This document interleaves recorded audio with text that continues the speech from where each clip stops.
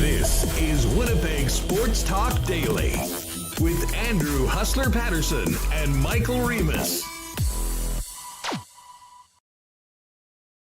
What's going on, Winnipeg? Let's get after it today. All fired up. We got a massive show for you over the next couple hours here on today's Winnipeg Sports Talk Daily. And a great night of sports last night. Obviously, the NHL playoffs had a lot going on. The Manitoba Moose survived to see another day. That day will be Friday. And the Winnipeg Ice get a big win in Moose Jaw and are one win away from moving on to take on the Edmonton Oil Kings. We also have MJHL champions after Game 7 action last night in Steinbach. Bomber rookies getting going down at the field. And, of course, the Goldeyes open their season tomorrow down at Shaw Park as well. There is lots to get to today, and we are packed. Of course, we had the draft lottery a couple days ago. Shane Malloy of Hockey Prospect Radio is going to join us to give us the lay of the land going in. And we'll ask him about Matt Savoie of the Winnipeg Ice, who, along with Connor Geekie, is one of the top North American skater prospects for the draft. And Matt Savoie will join us a little later on in the program as well. Talk about the playoffs so far, his season, his draft year, and a look ahead to tomorrow night at the Ice Cave. Of course, we will get into the Moose's big win last night as well. And very much looking forward to having Morgan Barron of the Manitoba Moose join us. Sort of funny, we had scheduled to have Morgan on shortly after he was traded. And that was the day he got called up to the Winnipeg Jets. So Jets and all the other local spots, local stories. And then Morgan Barron and Matt Savoie, we are packed. First things first, want to thank all the sponsors that make this show happen each and every day. Aikens Lake Wilderness Lodge, Wallace & Wallace, F Apparel, Vita Health, Culligan Water, Manitoba Battery, Royal Sports, Breezy Bend, Not Auto Corp, Little Brown Jug, Princess Auto, Boston Pizza, the Nick and Nicky DQ Group, Assiniboia Downs, Canadian Club Whiskey, and of course our betting partners over at Coolbet Canada. Let's get Michael Remis back in here. And Remo, speaking of Coolbet Canada, the picks were hot yesterday. Gave out that parlay at the end of the program, cashed it. Manitoba Moose cashed it, and a couple live bets on the Flames as well. A great night overall on the Coolbet account, but more importantly, just a great sports night. And the Manitoba Moose, I guess we could start off there. A huge comeback win. Wasn't looking too good, down 2-0 after the first period, and down 1-0 before people basically got in their seats. But man, the resiliency that team showed coming back, dominating the final 40 minutes. And we will have playoff hockey at Canada Life Center coming up on Friday. What's up? Just give me 1 sec. I just realized my camera is not working. So, I mean, I'm here, but I'm just invisible. So hold on. I gotta do a unplug, replug. 1 sec. Oh, geez. We've just got your beautiful background there. And, just, basically just looks like you've left the remote control on some of your jerseys right by your home run championship derby title, and we'll maybe reach out to AC Andrew Collier from the Winnipeg Goldeyes. Looking forward to getting Rick Forney on as well in and around the start of the season. And yeah, tomorrow, 6:30 p.m. And listen, we'll get to the Moose and we'll talk about it with Remis in a second. But I guess first things first, let's give some love to the champs. Shout out to the Dauphin Kings, who won their first MJHL championship in, I believe, 8 years last night, beating the Steinbach Pistons in a thriller in Steinbach, a 2-1 victory for the Kings in a series that, as we laid out yesterday, was about as close as possible. I mean, one team would do something in one game, the other team would come right back and do it again. So just an amazing playoff for the entire league, an unbelievable final series that went the distance. Great crowds in both Dauphin and Steinbach, and great to see the Manitoba Junior Hockey League thriving. And again, congratulations to the Dauphin Kings. We spent a lot of time talking about Dauphin this week, but it's more because one of their most famous expats, Barry Trotz this year, but got to give some love to the Dauphin Kings. But Remo, of course, we were all fired up for that Moose game last night. Got a chance to see the Fink and Derek Meach do their thing on TSN3. As I mentioned to Dan, I wished him well, but I would not be listening or watching him because I was at the game. Nice crowd of about 5,000. I imagine that will go up for Friday's game number 4 heading into the weekend. But the bottom line is this team was down 2-0, facing elimination after the first period. And man, everybody chipped in, coming back for a huge Moose win and getting a little bit of momentum heading into the weekend and hopefully forcing a deciding game 5 on Sunday afternoon. Yeah, I watched it and they were all ready to go. So something's gone on the YouTube thing. Yeah, so I'm having internet issues. Sorry, I'm trying to ignore it, but yeah, I'm having internet issues. Keeps disconnecting, reconnecting. We should be good here. Oh, okay. So I see everybody back. Anyone on the podcast, they're not going to have issues, so we can just keep going. But I guess I don't know what's up with my internet. Oh well. Anyways, so yeah, they got down 1-0. Blame Bell. Bell. Yeah. I was like, oh no, down 1-0. This is not an ideal start. I mean, you get scored on right away. Then it was 2-0. Heinola stripped of the puck in his own end. Guy goes all alone and scores. You're like, yikes, man, this can't end like this. They had such a great season. And second period, I don't know what was said in the dressing room or if they were doing shots of Red Bull. They came out and looked like the Moose team that couldn't score in games 1 and 2, but were able to put some pucks back the net. Morgan Barron, huge slapper. Jeff Malott, again, a nice shot. Boys. Yeah, nice shot. Yeah, there you go. And Leon Gavanka with the game winner on the power play. So there you go. 3-2, and then they tacked on a couple more in the third period. So seemed like a great atmosphere at Canada Life Center, as you said. I know you were rocking your jersey there.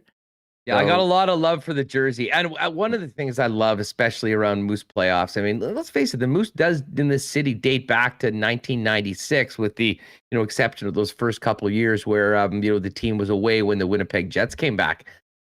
The amount of different Moose jerseys we saw at the games last night was wow. Because, I mean, they've done, the incredible Indigenous jersey. They've done military jerseys before. They've done the autism awareness jerseys. And then, of course, you've got some old school ones. I had the IHL green Brian Chapman jersey last night on Remis. And this was before Chapman was even the captain of the team. He was just wearing the A. I was trying to date it last night. I'm going to think that this was the 98-99 season. I'm pretty sure. Game worn? 2000. Yeah, game worn as well. You got a photo match to card or what?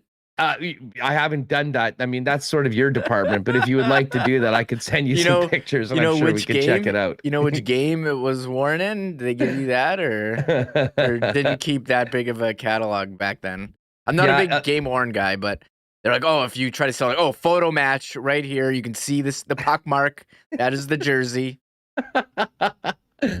Yeah, I haven't gone that far. As I said, I wouldn't be looking to move on. These are some great memories of times with the Moose back in the day. And to be honest, it sort of reminded me of, some of those days back in the day before the Winnipeg Jets came back where, there was real excitement about the team. And, it is interesting because the fan base of the Moose and Jets, if it was a Venn diagram, I mean, obviously there's a lot of people that follow both clubs. But there's a lot of passionate Moose fans that might not get to very many Jet games. They were out last night, as well as a number of Jet fans and some folks that I've seen that hadn't been to Moose games before, but were interested to see so many of these Winnipeg Jet prospects, especially on the blue line. And you mentioned Ville Heinola. He's a guy that I think if you're a Jet fan and you kind of go there, you expect him to stand out. And well, listen, he did stand out. He had some great plays later on in the game, but he did have that gaffe in the first period, where essentially, I mean, just a bad turnover. Or maybe it was, we'll give the credit to the Milwaukee player that, essentially pickpocketed him, trying to break out of his own zone and quickly moved it over to a teammate to put in the 2-0 lead. But for all the talk that we've had about Dylan Samberg and Ville and Johnny Kovacevic this year and Declan Chisholm, the guy that stood out to me the most last night from the blue line was Leon Gavanka, the young German.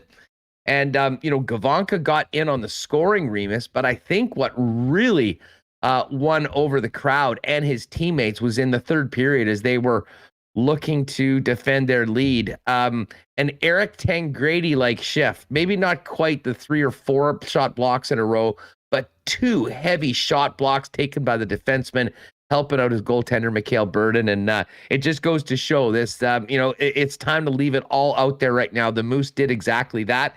And we'll talk to Morgan Barron about this later on, but I imagine they're feeling quite well about themselves and probably pretty confident going into Friday night, considering the way they played Milwaukee for these first 3 games of the series. Yeah, that they liked their game in games 1 and 2. They were feeling confident.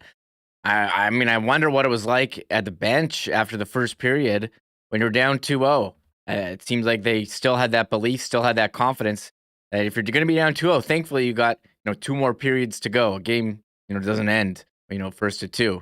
So they're, able to stick to their game and, capitalize on a couple power plays there, Gavanka and Barron. And that, I think, we've heard about this defense that's been pretty deep. I mean, how many guys on the Moose have played in the NHL this year? It's been pretty incredible. Morgan Barron, all 4 of those defensemen that I mentioned, and that's why it was interesting. It was Leon Gavanka, the one guy that actually didn't get the call up this year, that really should have stood out last night. But that has been a calling card of the Moose all season long. 4 lines and a real deep blue line, and everybody chipping in. And I thought Mikhail Burden as well, who's been somewhat shaky at times over the course of this season. And certainly didn't have the numbers that he would have liked in the first couple games, and being outdueled by Cooley on the other side of things. He was on it in the second and third period, and there was also almost the moment up 5-2 late in the game. Milwaukee pulled the goaltender with about 3 minutes left, and what Burden was thinking, and he got one up in the air. And the Milwaukee defenseman got it with his hand on about their own blue line before it went in the net. And that would have been phenomenal. That's the one thing. I mean, I don't know. I've been to thousands of games in my life. Mm-hmm. The one thing I've never seen in person is a goalie goal. And Burden would be at the top of my list, given the opportunity to actually make it happen. And he went for it last night with a 3-goal lead late in the game. I'm trying to think of I definitely have never seen a goalie goal. I don't think I've ever seen a no-hitter in a baseball game. Goalie goal. That would be crazy to see. I'd imagine people would be going absolutely bonkers. Oh, the buzz in the crowd when he got it on the stick. And I mean, certainly people, especially regular Moose fans, knew exactly what was coming at the time. And he got it up. It was basically, let me put it in NFL terms. He got it up in the air, but it was more like a Tua pass. He needed a Mahomes. He needed to get a little bit more air underneath him, although straight. So underthrew it a little bit. It got taken down, but hey, big win for the Manitoba Moose. Friday is Saturday night. Friday. Friday is game number 4. Sunday afternoon will game number 5. And I mean, and I mentioned this coming in. I mean, Friday night, tomorrow night, Remis. I mean, some major decisions for Winnipeg sports fans. I mean, are you going to go see the Ice finish off Moose Jaw at the Ice Cave? Are you going to see the Moose hopefully force a decide in game 5? Or you're going to head down to the ballpark for the Winnipeg Gold Eyes home opener. I mean, I know we're missing the Jets in the Stanley Cup playoffs right now, but holy smokes, is there a lot of other things going on in and around to keep our attentions on the local scene. Yeah, wow, this is crazy time of year. You got the playoffs as well. Number of games last night, but also local with the Ice Friday looking to clinch, and the Moose as well looking to extend the series to a game 5 and Gold Eyes underway. I mean, it seemed like the snow was here a week ago. Now it's all melted. It's hot out. I just finally got my winter tires taken off, and we're ready to go. It's baseball season. I saw they did tweet out or post on Instagram a picture of all the beer bats that have arrived. The beer bats are in. Yeah. I'm nervous Craft about Beer Corner is ready for you folks and ready for us. I'm nervous about the logistics of drinking out of a beer bat. Normally when you have a cup, you need a lot of clearance to go to drink it. So you got to have 6 people 6 feet apart. Got to be careful.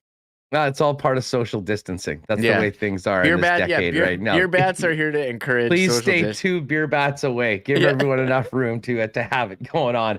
And just looking at the weather for tomorrow, it says it's going to be 14 degrees and mainly cloudy. Oh, unfortunately, we've got this stupid special weather statement coming in. And for those of us in the city, it would be more of a nuisance. For people outside the city, this is some serious business, because we know how close many of the communities in and around southern Manitoba are to flooding. So we'll cross our fingers. Hopefully it won't be as bad as some of the worst case scenarios are. And hopefully everyone can stay dry, and hopefully won't be sandbagging or pulling stuff out of their homes. It's just been a ridiculous month weather-wise. Considering how dry things were at the end of the year. If you told me this is what we'd be dealing with right now, I would have thought that was impossible, but apparently not, thanks to Mother Nature. Shane Malloy, as I mentioned, is going to come up in about 10 minutes, Reem, and we'll talk more about the NHL draft prospects, but let's get to the NHL last night. Mm-hmm. And, well, the Rangers lived to see another day. They got a big win, but the big story coming out of that was Jacob Trouba taking out Sidney Crosby. And listen, Trouba's been I don't want to call him a headhunter. He's been a mercenary when it comes to hits. He's had some of the biggest hits in the league this year and has sent some guys flat on their back to the dressing room. This one, I mean, from my perspective, I don't think it was a really malicious hit. You could see he was trying to get the stick first, and it was just a little bit more awkward. Bottom line is, though, very concerning for Sidney Crosby. Anything to do with the head, considering his concussion history, I think is, makes people in Pittsburgh nervous, but I think hockey fans in general. And it's even more disappointing because of just how brilliant he's been in this first round. You could make an argument, and we talked about it yesterday. He might be the best player in the first round of the playoffs so far. If he's not able to continue in this series, a massive blow to the Pittsburgh Penguins, who are one win away from moving on to the second round. Yeah, credit to you. I thought the Rangers were done, down 3-1, but at home they were able to come back as favorites. So shows the odds makers, no more than me, but maybe they were aided by the Jacob Trouba hit on Crosby, knocking him out. No supplemental discipline, not suspended. I was kind of surprised at first, considering Darnell Nurse had a headbutt on Deno. That was a no-brainer, though. I mean, they couldn't not suspend Nurse. He didn't get injured. Usually they say, hey, there's an injury, we're suspending. So I thought, Crosby, concussion. I thought the rule was you don't get Crosby. Isn't that a league-wide rule? They should put that in. Horrible to see. But I looked at the hit over and over. Frank Saravalli had it on his Twitter. So he goes for the stick, as you said, stick on puck. And he goes for the hit. And there's an alternate angle where you see the elbow come up, but I don't even know if the elbow does hit him in the head. It might have just been from whiplash. And we've seen Trouba, do these hard hits. I would see him in Winnipeg when he was here, try to line guys up, and it looked like people were in for a world of pain, but he would miss frequently. But he's not missing this year. He connected on McKinnon earlier. There's been some big ones. And he's usually pretty, technically sound, hitting guys shoulder to chest. It looked like the elbow got up, but I don't think it did. I think he hit him in the shoulder, and Crosby's head snapped back. And if there wasn't, direct head contact, and he's got a concussion from that and had to leave, that's kind of scary for him, for one of the best players. So, he's been awesome, and he's kind of overlooked all year. You didn't hear him in the Hart Trophy conversation, but if they blow this series, that. Without Crosby now, that's a huge loss. Well, and let's face it. This Pittsburgh, listen, I won't call it a dynasty, but in some ways, the last 10 years, let's say, of Pittsburgh Penguins hockey, well, even more, dating back to 2009, we'll call it 15 years, basically the Crosby era, has been more than Crosby. You've had Evgeny Malkin, you've had Chris Letang. Both of those players are unrestricted free agents at the end of the year, as is Brian Rust. So, I imagine that the Penguins will do everything they can to, try to maintain that core going forward. But there is the possibility that this is sort of the end of the Pittsburgh Penguins as we know it. And, if it were to end with Sidney Crosby on the shelf dealing with concussion issues, that would be an absolute shame. We're still waiting on more clarity as to what and we probably won't get it until Game 6, to be honest with you. We know how tight everybody is with information at this point. But, if you just go on social media, amongst actual media figures, there's some people like Frank and sort of myself that lean towards, an unfortunate result of a clean play where he was going for the stick. But there are also other people that saying Jacob Trouba should get the electric chair. So that's just a little bit about what playoff hockey is right now. And it is a contentious play. And the bottom line is you do have the injury. But unlike some of the other hits where I'll say this about Trouba, he hits hard, but I really do think that he hits clean. Some of the hits where he really knocked guys out earlier were just absolutely textbook hard hits of guys that, maybe should have put themselves in a bit better position to not be so vulnerable. This one, I think, was just sort of a really unfortunate, I don't want to call it a fluke, but an unfortunate result of a play that, was not malicious. Yeah, I'm going to agree. I mean, he tries to hit hard, and when you hit hard, your guys are going to get hurt. So it's unfortunate. I thought maybe they would look at it at first, but after watching the replay that Frank showed on his Twitter, wasn't too sure if there was actual head contact. So he's going to be reevaluated today. We'll wait and see what happens. I hope he comes back. I hope it's not serious and just precautionary, but remember he missed a lot of time, he took that hit in the Winter Classic, and was out for a while. So hopefully it's not long term, but that was definitely the story of that game yesterday. And, Florida has to move on to them quick. I mean, they were down. Well, I thought I was going to say, I was all proud of myself for my live bet on Calgary. I was at the Moose game, so I wasn't really paying attention to this game, but you want to talk about live betting opportunities. Once again, the Florida Panthers are the comeback cats, down 3-0 after 2 goals by TJ Oshie and 1 by Justin Schultz, and then 5 unanswered, 3 in the second period to tie it up. And Verhaeghe and Giroux, the guys that got it done. And seems like the Panthers are ready to erase that drought that goes back to 1996, Reem. Yes, and they were throwing rats on the ice too. Feels like 96. I love how that lives on. Scott Mellenby. I started thinking about yesterday killing the rat or the mouse in the dressing room. I don't know if I was trying to think if that was like a real story or they just made that up because their team name is the Florida Panthers. I mean, it says a lot about their arena when you got a mouse problem in there. But Florida was they were the President's Trophy winner. And they started off pretty slow in the series, and even in this game, down 3-0, but found a way to come back. Bobrovsky in goal. I mean, they're so deep, Florida. They have, they run all their lines. They're getting contributions up and down the line of Pornkvist, Reinhardt, Verhaeghe, Giroux. And then you have, you don't even see Barkov and Huberdeau really on the score sheet.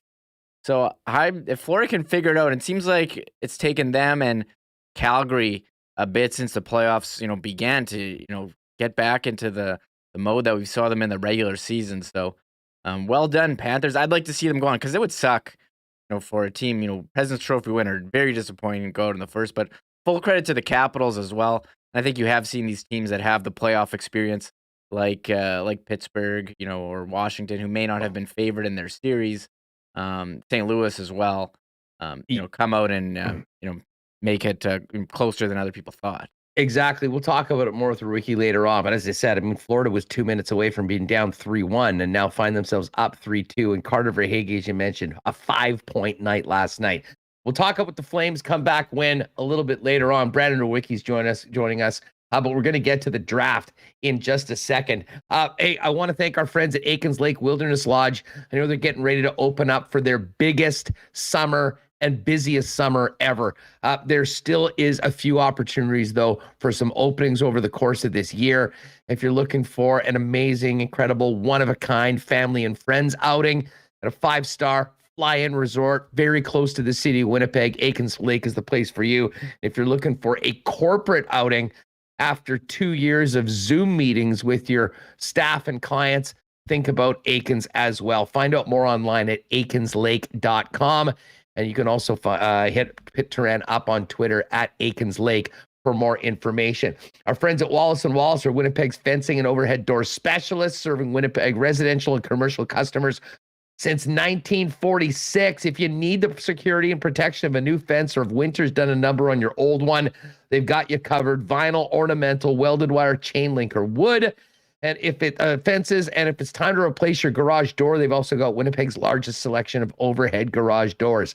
452-2700. Bergie and the boys will come down and give you a free estimate. And you could also visit them in person at their showroom on Lawson Road off Kenniston, or check them out online at wallacefences.com. And hey, if you need a suit for the summer, what are you waiting for? Get on down to F Apparel at 190 Smith Street and get fitted up. 250 new styles, patterns, and fabrics are in for summer. And the guys will get you in a custom suit starting at just $400. If you're in a wedding party or planning on having one, talk to F as well. They're the leaders in Winnipeg for wedding party outfitting. and you get a 15% off discount when your wedding party gets your suits from F Apparel. Pop down and see them at 190 Smith Street or check them out online at that's EPH Apparel.com. And just before we bring in Shane Malloy of Hockey Prospect Radio, we'll remind you that Vita Health Fresh Market has great prices on Winnipeg's best selection of natural and organic supplements, beauty products, and groceries. And if you can't make it into the store, you can visit their brand new fully shoppable website to buy online or schedule a delivery with Instacart. But you're going to want to pop by sometime and check out their great lunch options, Vita Market, salads, soups, sandwiches, and more. And you can get your barbecue on with delicious lean bison steaks or chicken. 7 Winnipeg locations, including the newest store in Linden Ridge, and online at myvita.ca. All right, let's talk a little draft. We had the lottery earlier this week. Unfortunately, the Jets were in it and not in the playoffs. But no one we love talking draft with better than Shane Malloy from Hockey Prospect Radio. And Shane joins us now just a couple months away from getting everyone together in Montreal. Shane, how are you? Great to have you back on the program. I'm doing great, Andrew. And look, I can't wait for the draft. We're actually inside of a rink with all the fans and having the teams on the floor and the media up on the risers and just being able to actually enjoy the event, because I did not enjoy it over Zoom the last couple of years. It was not fun. So it's our end of the year event, and that's where everybody gets together, and there's just nobody's really in a little stressful situation. So it's a great opportunity to actually connect and see people and talk to the NHL guys and find out what's really going on. Yeah, man, I'm sure from your perspective, the only thing worse than doing the draft on Zoom is trying to scout on Zoom and scout on video and not get out to games and not have the games to be played. I mean, certainly we're in a much better place than everything that we've been through in the last couple of years. And, you know, what a great way to get back to a real draft, to do it in Montreal and, of course, have the Habs on the clock as we speak after winning the lottery, after the most miserable season and the first ever 32nd place finish in National Hockey League history. Well, you know, I think it's going to be great for the Habs fans, and it's going to create a tremendous atmosphere. If you've never been to a game in Montreal, it's a great place to go see a game. The atmosphere around the city and inside the rink, they do it right. So, and talking about right, obviously I expect him to be the first overall pick. So it's gonna add some additional buzz when the team that's hosting is the first overall pick. So, but your guys' focus is all on the Winnipeg Jets. So I'm curious to see what they're going to do. And based on, you know, what I've seen over the last 5 or 6 years, I have an inkling of what direction they'll probably go in. But, you know, as that draft sort of plays out, you know, they're at the mercy of, you know, the 13 teams in front of them. Well, you know, just before we get to the Jets and that spot in the draft, quickly on the number 1 pick, is Shane Wright clear-cut number 1? Is there much competition for him? I've heard sort of some different things throughout the season. No, I think from my perspective, he's number 1. And primarily because of his two-way play. Look, he has offensive upside, and at worst, I think he's going to be a number 2 center. But what I really like about him is his mental and emotional toughness. I think this is a kid who's going to be built for NHL playoffs when he hits his peak years. Won't be right away. You got to let him develop like every other kid, because he is a kid. He's 18. So, you know, in that respect, you have to be a little bit patient with him, and I think the Montreal Canadiens will do that. I'm always wary of bringing in 18-year-olds into the NHL. Most of the time, it's some tough sledding unless they're absolutely elite. So we'll see how this young man does next year. How close is the gap, or how big is the gap between 1 and 2? And after the first selection, is there a number of players that, you know, are sort of in the mix for number 2? Or, I mean, where's that next tier, if you will, after Shane Wright goes off the board, Shane? Well, I think there's about 4 players sort of in that second tier. You're sort of looking at Logan Cooley and Juraj Slafkovsky. And as I look through my list, you know, I think, you know, Simon Nemec is probably in that list as well. And so that's kind of like those three guys in that sort of range that'll be in there. And then there's another tier and another tier. And I'm still in data collection mode. So my tiers are just sort of like, it's a group of names. And because you have to collect as much information as you can. And there's no reason to make lists. I know in the public area, they have to make lists because there's content demand, but I don't bother. I don't do that till the bitter end, until I have no choice but to make a decision, because why force yourself into a decision when you don't have to? So I'm usually, a week before the draft or a little bit after the combine. In a normal year, that's when I'm really piecing it together. And it's a great point, because I think from NHL teams' perspectives, they will have the guys that they like, they'll have their values, they'll figure out where you think they would be, and they'll make decisions based on best player available. The bottom line is you can draft for need, but because of the timeline from when these young men are selected as to when they're National Hockey League players, in most cases, Shane, a lot changes between in that period of time. It could end up being irrelevant. That's the big thing. So this isn't the NFL. It's somewhere between a 4 to 6, maybe sometimes even 7 years till the player is a full-time player and contributing. So, of course, there's always outliers and guys jump in early at 18 or 19 or 20, but generally it's draft plus 5. That's normal. And I don't start evaluating draft classes until 5 years past, because it takes that long for players to develop into NHL players, in some cases a little bit longer. And it's too difficult to give a fair assessment until that point in time. Overall, when you look at this draft, and without kind of, having a final list, you've got a good idea about the general talent pool. How would we categorize this? Is this a deep draft? Is it top heavy? Are the prospects throughout the first round pretty consistent, so that a team in the middle of the pack like Winnipeg should have a number of good options when they're on the clock? I think this draft class, it has good talent, but not a lot of elite talent. And I think it has depth. So it's the number of players I think will play more than 200 games. I think it'll probably hit 60, might even hit 62. And historically, it's 56 is the number of players will play 200 games. So there's a lot of depth in this draft. I found there's a lot of those 2 and 3rd line forwards, kind of like those middle 6 forwards. There's a lot of those in this draft class, especially in the first 50. And in terms of defensemen, there's a lot of 3s and 4s, but not necessarily the 2s or the 1s.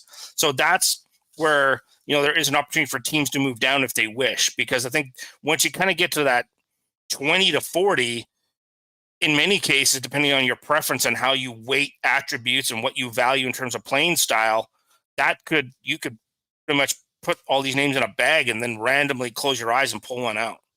Well, based on what you said, how big of a boost is it for teams like Buffalo and teams like Columbus that'll have multiple first-round picks in the top half of the first round? It's tremendous. It changes your franchise. If you hit, even if they are second-line forwards, say if Columbus hypothetically drafts 2 defensemen and they're both end up being, say, a number 2 and a number 3, that changes your franchise. Or Buffalo takes 2 forwards and they're 2 second-line forwards, changes your franchise. They're not elite, but you also don't have to, if you get those type of players, you don't have to go and acquire them in a trade or in free agency. You don't have to spend additional assets. You don't have to overpay for players, which tends to happen too often in free agency. So that's where the value comes in when you have, 2 picks in the top 15. Shane, before we kind of get down the board and talk about a few players, I want to ask you about Russian players in this draft. First, was the scouting at all different this year coming out of COVID, with being able to, was it improved being able to see these players? And because of what's happening in the world right now with the war in Ukraine, are Russian players, will they be further down in the list? Will we see as many drafted? What do you make of that entire situation as it pertains to the National Hockey League draft? Well, Andrew, as you've seen over history, NHL teams tend to be risk averse. So they don't like to take unnecessary risk. I don't think there's any risk in taking a Russian player, because by the time that player is ready to play, it's maybe 5 or 6 years down the road. In all honesty, I have no idea what the geopolitical world is going to look like in 5 or 6 years. Nobody does. So, and for me, I'm not going to punish a 17 or 18-year-old kid based on the decisions made by their government. That's not their fault. But I know there's going to be certain owners and certain teams that are not going to do that. So what that allows organizations to do that are not afraid to take Russians is there's going to be a tremendous amount of value from 25 to 45 or even to 50. And if you have multiple picks in the second and third rounds, you could come out like a bandit. 5 years from now, you could look out and say the teams that, passed on these Russians shouldn't have done it, because there's a lot of players that are from Russian nationality are very, very talented. So, and I don't think the Winnipeg Jets are afraid to take Russian players. They weren't in the past, and I don't think they are going to be in this draft or in the future. Well, and the funny thing about the Jets is for a long time, they didn't really take any Russians for the most part. The last couple drafts they've had, and we've been seeing Chiprikov and Bertushny, I might be butchering his name a little bit, the seasons that they've had right now. You'd have to think that, maybe they hit and got incredible value where they picked these players. I mean, every team is going to look at what's happening with the Minnesota Wild right now and look at the patience and how long they waited for Kaprizov, who, if I'm not mistaken, was like a 5th round pick.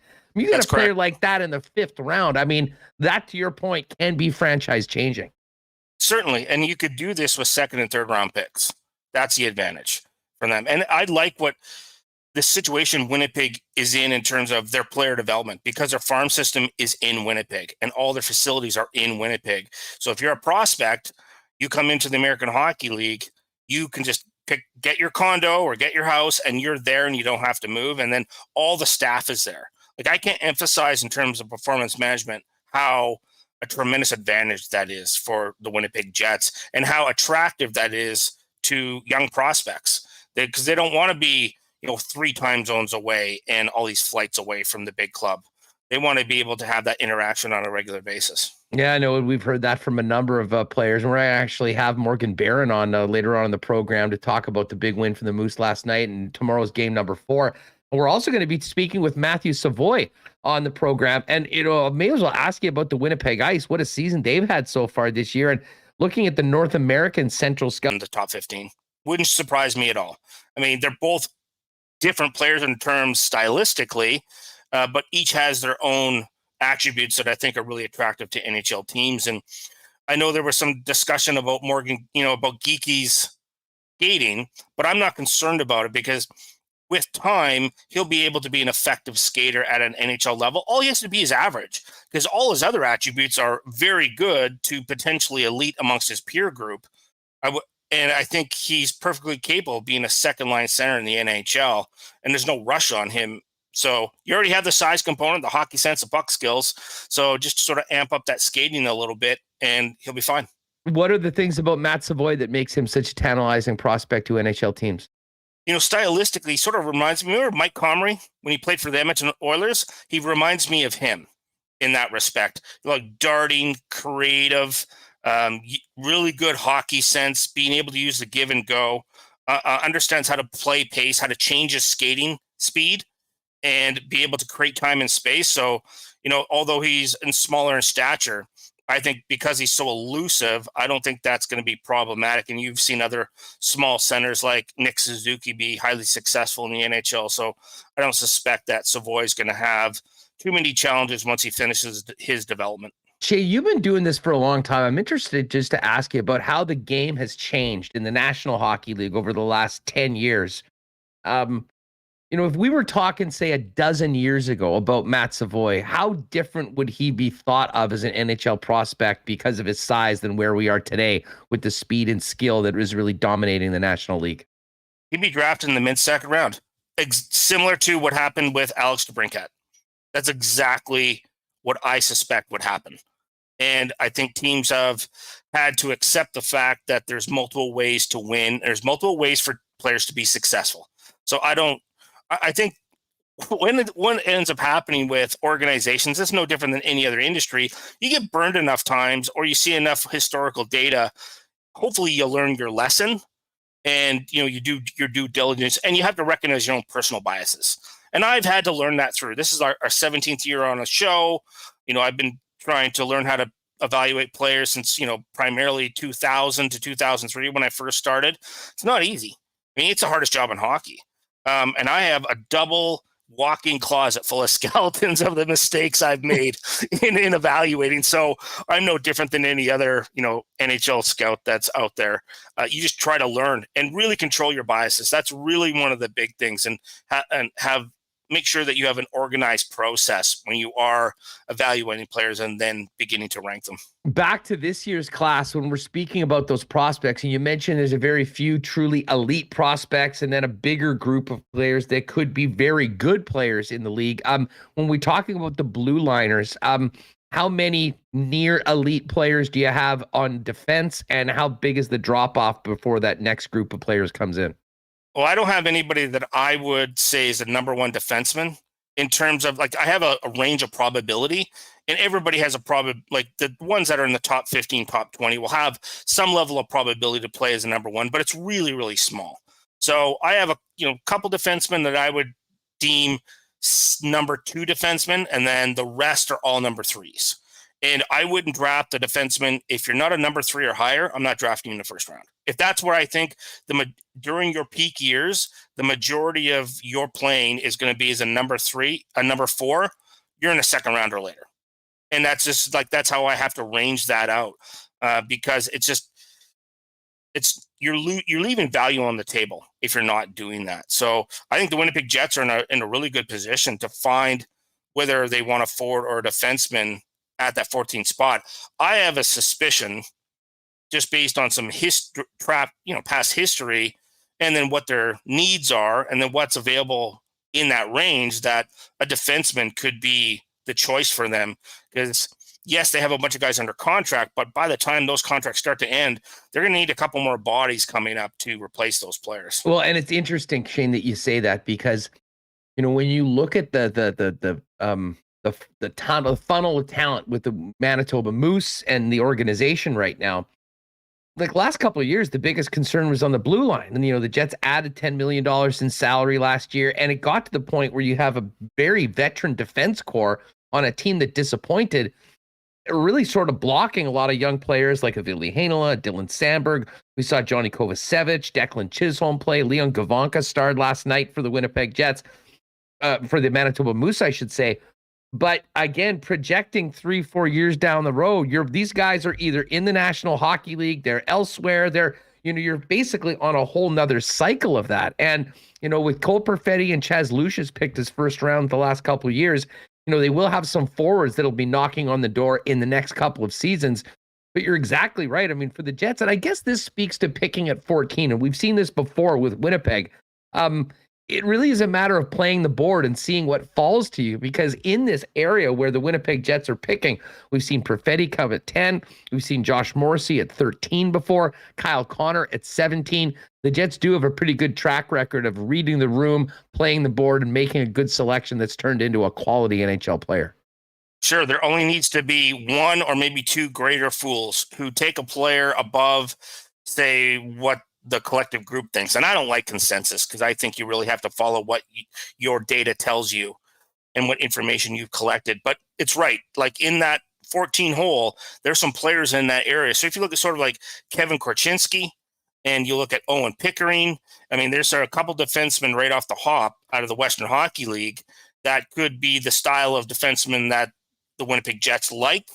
And there's many attributes about those players that are very, very good. And then there's some opportunities there to find like a really strong defenseman that could play in the number three hole. And that's where I have Korchinski and as well as Pickering in that for the majority of their career. That doesn't mean they couldn't bump into a number two role for a couple of years, but I think the majority of their years, that's where I would project them to be. We spent a lot of time talking about and watching the Winnipeg Ice this year for obvious reasons. They're in the middle of a series with the Moose Jaw Warriors, and a young Manitoban, Denton Matejchuk, blue liner, projects to potentially be a first rounder. How much have you seen of him, and where does he project into a potential selection for July 7th? Well, I think he's in that range too. And one of the reasons why is offensive defensemen are rare. It's scarcity. So you look at how many offensive defensemen are in the NHL, there might be 25 legitimate offensive defensemen. So when one becomes available to you that you can take in the draft, you have to seriously consider that because of scarcity and then their overall value in the marketplace, because everybody's on the hunt for them. So when one becomes available in free agency or trade, you're paying an arm and a leg to get them. So that's something else to seriously consider as well. So if he's there, or all three of those defensemen are there, I'd like to be a fly on the wall or sit right beside Chevy and Zinger and find out what are they thinking in terms of, they've already prepared their list, but, sometimes players fall and then they have to have a conversation, or they just run up to the stage and take it, just what they did with Perfetti. Oh, you're going to give us Perfetti? Thank you. Run up there and take him and get out of there as soon as possible. And move on to figuring out what you do for the second round. Shane Malloy is with us from Hockey Prospect Radio and Sirius XM NHL Radio. Before we go, Shane, let me ask you, every scout has a guy or two that maybe are higher on their list than maybe some of the others. Is there a darling or two of the draft that you're already championing right now, or players that we should be watching that, in your opinion, will be getting a real consistent look and maybe seeing their stock rise as people pay a bit more attention to their body of work? One name that'll probably start to rise is Gleb Trezakov. He's a Russian player. His play over the last 2 months has been exceptional. And look, development is a curve, and it comes. And sometimes after Christmas, these prospects start coming down, down the railway super fast and hard charging. He's one player. So keep an eye on, see where Gleb goes in the first round. If he doesn't go in the first round, I would be like fighting in the pit to try to get a second round pick to go get him, because he could be a very valuable player. You talked about Kaprizov. He might be this draft's Kaprizov. Shane Malloy's with us, Hockey Prospect Radio. Shane, fill people in on the show. I'm sure this is probably the best time of the year to be tuning in as we get closer to the draft. When can people hear you guys, and what do you have cooking coming up in the coming weeks? So we're on Channel 91 on Sirius XM NHL Network Radio, Saturday mornings from 7 to 9 a.m. Eastern Standard Time, and then 8 to 10 a.m. on Sundays.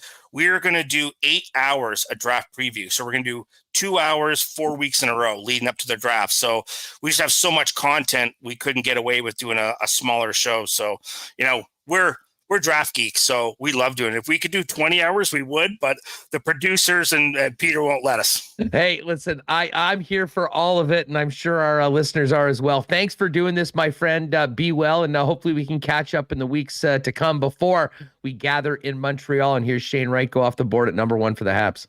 Sounds great. Have a fantastic day. Appreciate you. There is Shane Malloy. Check it out, Hockey Prospect Radio, weekend mornings on Sirius XM NHL Radio. All right, Rewucki's warming up that rubber arm of the bullpen. We'll get him open here in just a second. Want to thank our friends at Culligan Water. Actually popped by and saw Keenan yesterday at Culligan. They are excited for the upcoming summer and told me a lot about the bottleless filter systems. If you don't want to deal with the deliveries and the large bottles and bringing them back, some amazing options for your home and your cottage that you can look into. Talk to the experts at Culligan about that. Of course, they do have everything that you need for your home, work, or business.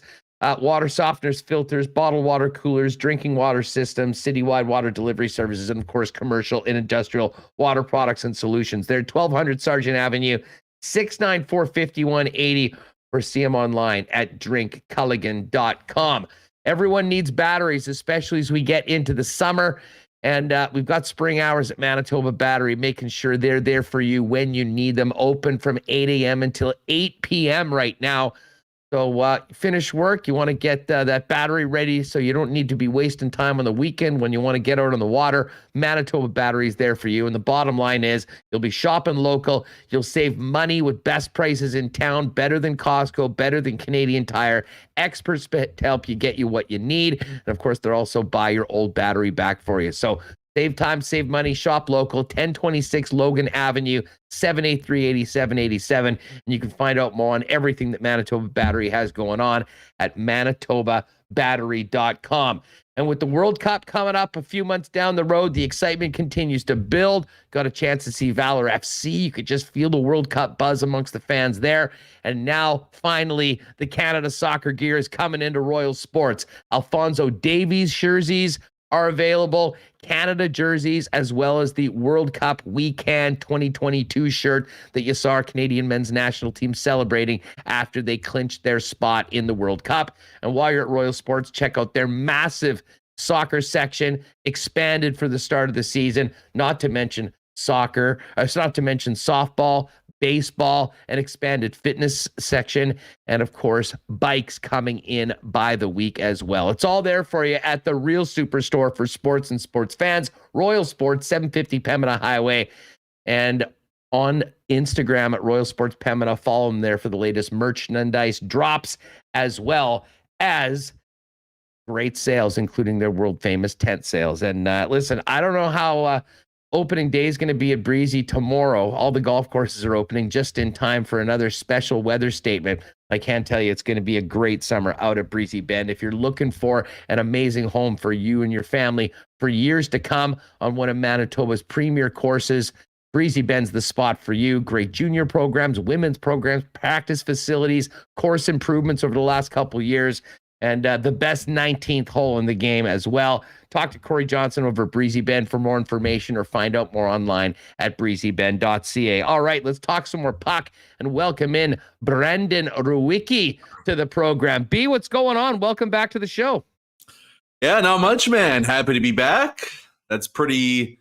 It looks pretty awful outside right now, but just the fact that, golf courses and Breezy Bend and all that's opening up soon. How can you not get jacked up about that? I don't have to play Waki Lala on PGA 2K21 anymore. I can actually do it in real life. I'll look. What do you? Are you on a PS, PlayStation, Xbox, or computer for a PGA 2K21? PlayStation, eh? Jeez, we got to get some cross-platform play going on. I would love to dance with you out there. And heck, you can play Breezy there as well, but it's much better to do it. You must be, I can't imagine. We'll get you out to Breezy at some point, and I can already picture it. A full Jay Lindeberg outfit, probably a white belt. You know, what's the Rewucki outfit that you've planned for the final round? I'm pretty offended that you think I'm a white belt guy.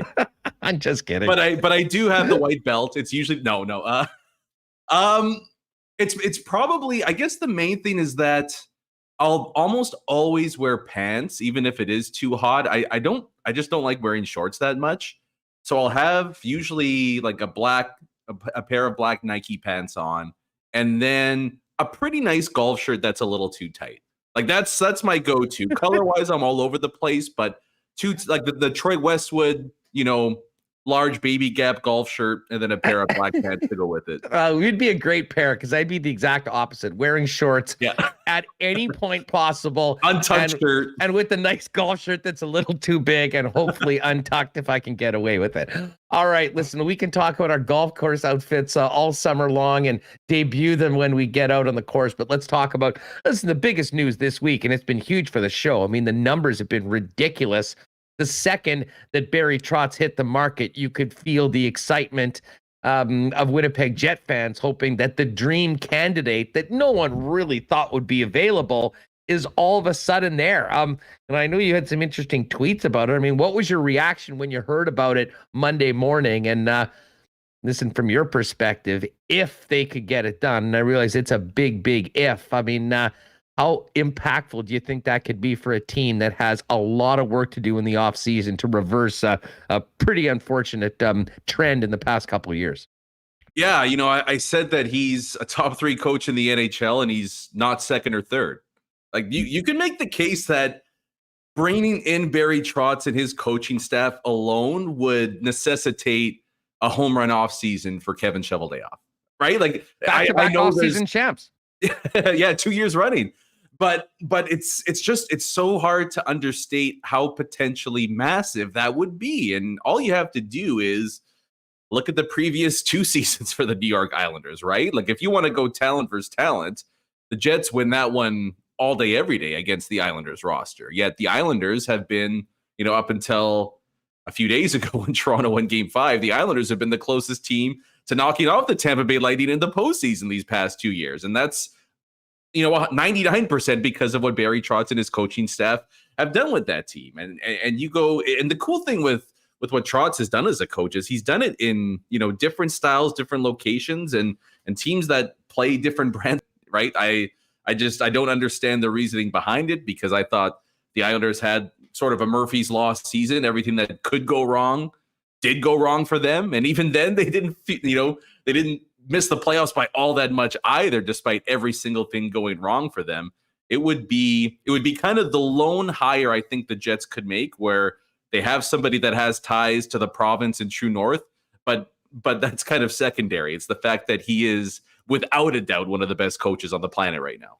Well, I'll say this. I mean, we'll get to what it would mean for the hockey club and the dressing room and all of those things. But I mean, as I've been mentioning all week long, I mean, there's a big part of this, and you mentioned the community. I mean, listen, I think we can safely say, I mean, we saw it in Murat's athletic fan poll, that there has been an erosion of confidence in the overall direction of the club. And well, that's what happens when you sort of go backwards with so much promise and so much talent on the roster.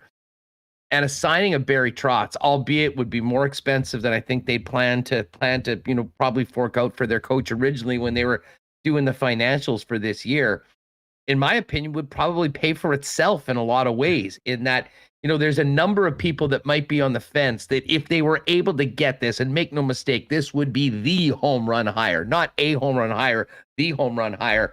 I think you regain that confidence from a lot of people, both individuals as well as businesses on board. And for all the angst that this fan base has had, justifiably, for the next little while, I think it immediately injects a whole new level of belief and confidence into the organization. And that cannot be understated how important that would be. And I'm not really sure there's anybody else close that could do anything in the remote realm of what a Barry Trotz hire would do for Winnipeg.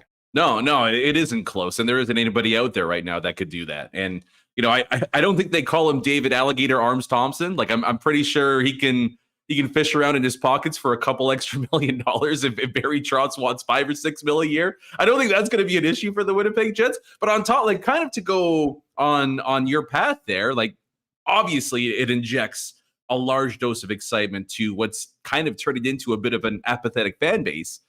But for a team that has struggled for years and years to attract, whether it be free agents or convince players to waive their no trade clauses, you're telling me that if you're a guy with a free agent deal and it's down to Winnipeg and what other team potentially, and hey, Barry Trotz could be my coach, and Barry Trotz goes on a lot of deep playoff runs, like that, there's also that part of it too, where hey, the fan thing is great, but as far as your actual on ice product, Barry Trotz probably can convince a few guys to come here that you wouldn't have got otherwise. So it's the problem though is, of course, if everybody here in Winnipeg wants him, everybody in Philly wants him, everybody in Detroit wants him, everybody in maybe Vegas soon to be, and so on and so on. So if it is ultimately going to be a bit of a bidding war, it might be a tough one for the Jets to win. The lone trump card they hold over everyone else, though, is that if he wants to come home, he can only do that in one location. Well, exactly. And I mean, again, and it's purely speculative, but I think Barry Trotz has been very clear over the years what a proud Manitoban he is. He comes back here during the offseason. And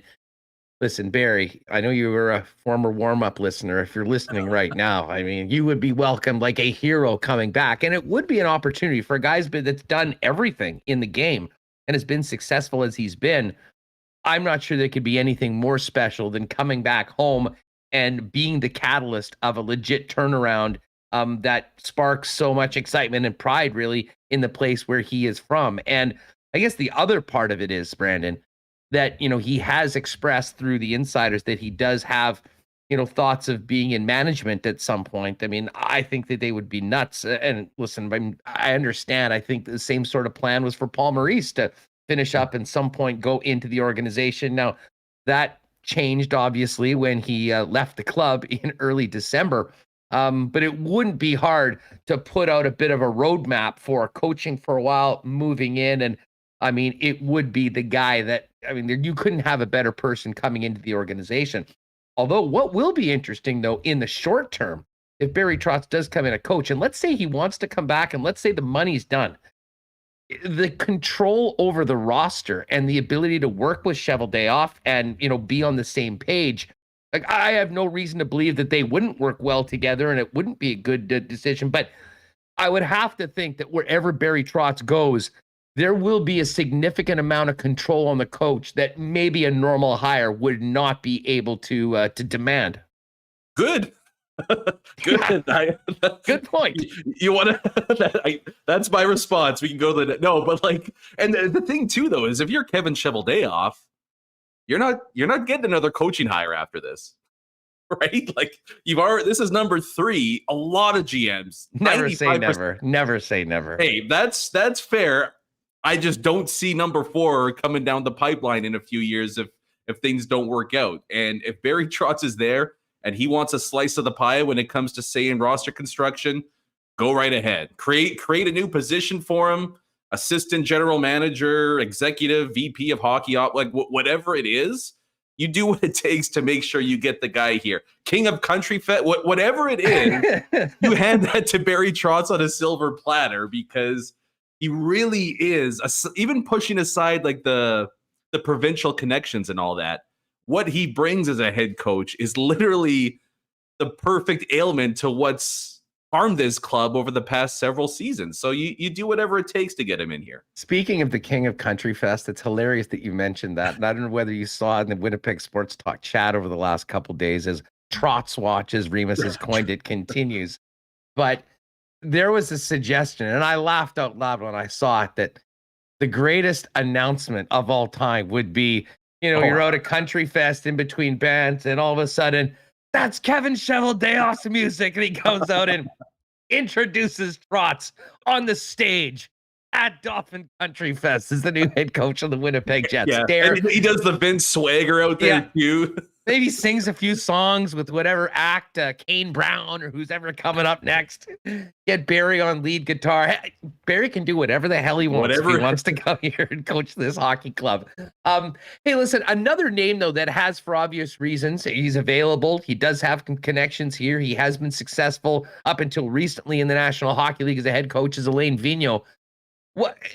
You follow the Flyers as close as anybody I know. Unfortunately, yeah. What happened with AV in Philly? Because, there was a lot of excitement when they got him in there. He was sort of that. I think they felt that Vigneault coming in there was a lot of ways that way we feel about a potential Barry Trotz hire. And obviously it didn't go well.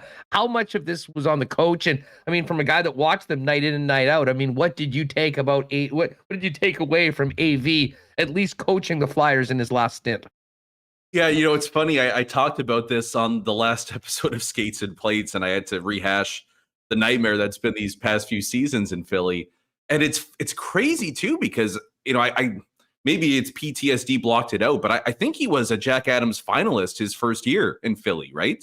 Or he was at the very least in the top 5 of voting. The Flyers had a great start. Yeah, they were first place for a large chunk, and took Barry Trotz's Islanders to Game 7 in the second round of the bubble. And there's no other way to describe it other than it was a complete nightmare and a disaster.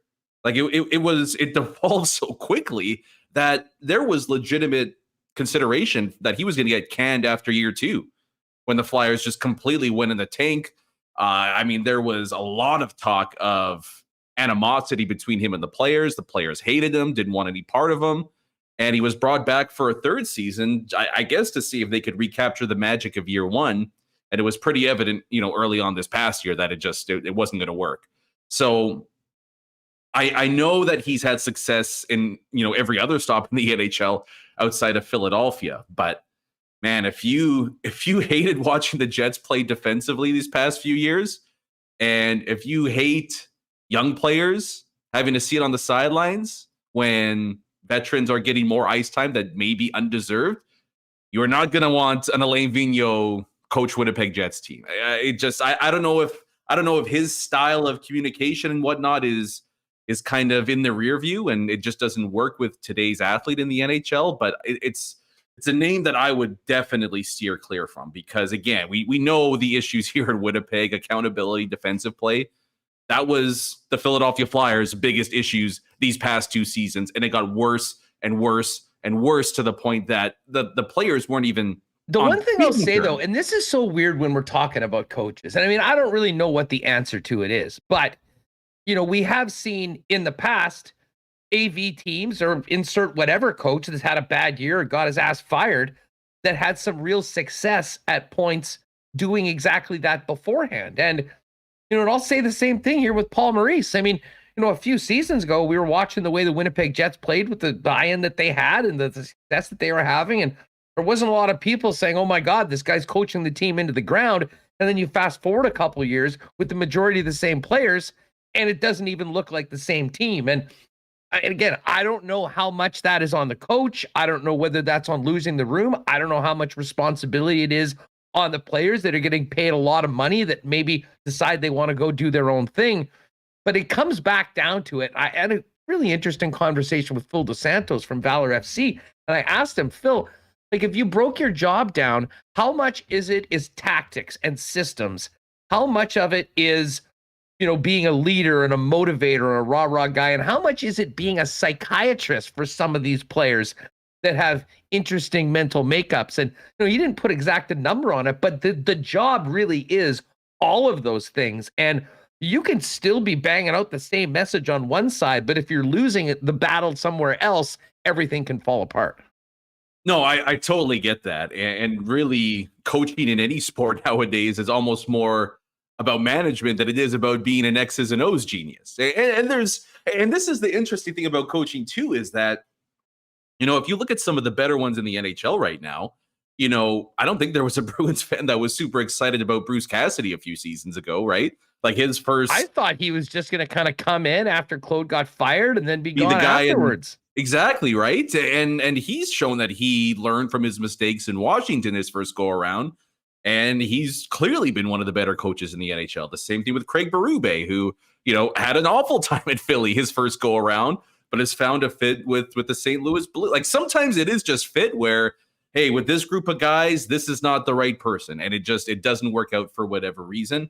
I guess, even just pushing that aside with Alain Vigneault, my other big concern is just that, going back to his last few seasons with the New York Rangers, even his teams tended to get outshot pretty heavily, outchanced pretty heavily, and they relied a lot on goaltending. And obviously having, Henrik Lundqvist in between the pipes is going to take a team maybe farther than they should. It kind of gives me flashbacks to what Connor Hellebuck has had to do these past few seasons. That would be, maybe as big of a concern as what went on from a relationship perspective with Alain Vigneault and the players on the Flyers. I would maybe lean more towards somebody who's has a proven track record of I can instill a defensive structure and a commitment to defense, as opposed to, I have an all-star goaltender bailing us out night after night.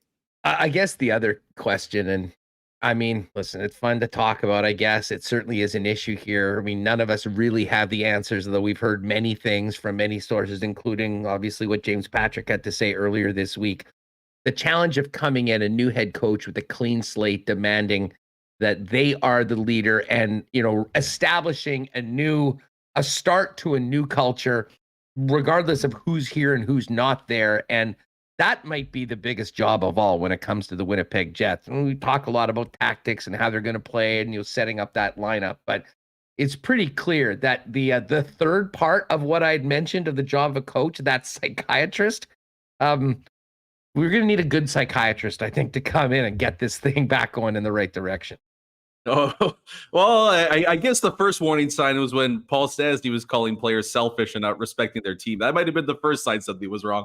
Yeah, and that's also the interesting part of this is, like, even if it is a guy like Barry Trotz, for example, is that enough, right? Like, is bringing somebody like that in enough to kind of reverse what had been a worrying trend with worsening player relations? Oh, I'm with you. I mean, I think you could bring in Scotty freaking Bowman right now, and I think you still have some major questions and major needs when it comes to maybe changing up the locker room, the roster itself. I mean, it goes to say, I mean, there is still a lot of work for Kevin Cheveldayoff to do. As much as Barry Trotz ticks off a lot of the boxes of what they need to do, more so than anybody else, the coach and coach alone is not going to be the be all end all and the final answer for this team. Yeah, I totally agree with that. But I can also understand at the same time, when we talk about Mark Scheifele, for example, who is worrying about his future, even though he's got two more years on his contract here. Wouldn't you like to see what he's like under Barry Trotz for a little bit? You know what I mean? Before, if there is no offer that's blowing you out of the water, maybe we should give that a bit of a run, or maybe we should see Blake Wheeler on the third line with Barry Trotz barking out orders and this and this. So there's such a balance that needs to happen here. And I don't know if there's necessarily a right answer, but it does really set up to be the most transformative offseason for the Winnipeg Jets, really, since they first came back here, right? Like, it's almost like you're instilling a new set of culture here. And whether it's a slice of management and things like that, whoever the coach is going to be, that's the biggest task he's got moving forward here, is instilling a new set of culture and a set of ground rules that this is what we followed. And if you don't want to be a part of it, that's fine. We'll move on. And we're going to have guys that are pulling the rope in the same direction. Yeah, I know, 100%. And that was pretty evident that wasn't the case. And even if you didn't see it or didn't think that was the case, the freaking players told us over and over again at the end of the season, in case it wasn't evidently clear to everybody. Just quickly on Scheifele, because it's interesting. I mean, certainly coming out of where everything ended, what we heard from Mark, I mean, I think that both the situation beforehand, just with his contract, the value that he'd have right now, what he would return, the importance of not losing that player and an asset like that for nothing, and it would be a diminishing asset the longer you get closer to the end of the contract, meant that, it was likely that he would be traded. After I heard what he had to say, I basically thought that he was good as gone. But it is interesting, if you think about Barry Trotz and what he might be able to do, that if you did have the buy-in and you had a Mark Scheifele that was legitimately excited to come in and play for a Stanley Cup winning coach that had the right attitude, that thing might turn around. But I mean, from your perspective, I mean, what would Barry Trotz do for Mark Scheifele? And here's the thing, like, I'm not sure the point totals go up, but if you get him to buy in, hopefully they don't get diminished too much, but you win so much on the other side of things. It certainly makes the team better. I guess the question is whether he's in for that. And I'm not sure that anyone really knows, considering what he had to say at the end of the year. Yeah, no, and really the name of the game isn't getting points. It's outscoring your opposition, right? So if I'm Barry Trotz, it's like, hey, we get more out of you defensively. You're still getting first line power play minutes. Go score a bunch over there, but we need a little bit more out of you in our end of the ice.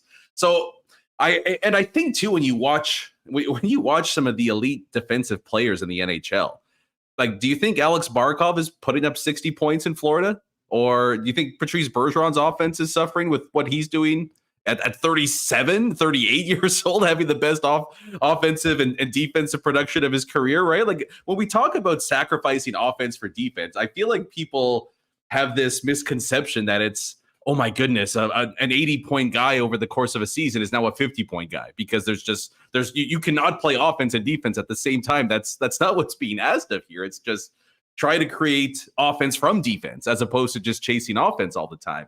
So I think that's got to be the first conversation between the new head coach and Mark Scheifele here. But at the same time, if you're Kevin Cheveldayoff, and even if you kind of maybe have a leaning that, you know what, we want to keep Mark here and see if we can fix this ourselves before potentially parting ways, you have to explore trades with him this offseason, right? And see what the offers are out there. Like, there's no major incentive to make a deal this offseason. I think they could still get a ton of value for him, next year, even though he would only have 1 year left on his deal. We've seen teams in the past give up a ton for guys that don't have a lot of term left on their deal. But maybe there's a desperate team out there that we don't know of right now. And maybe it's somebody that loses in round 1 or round 2 and feels like they need to make a major move.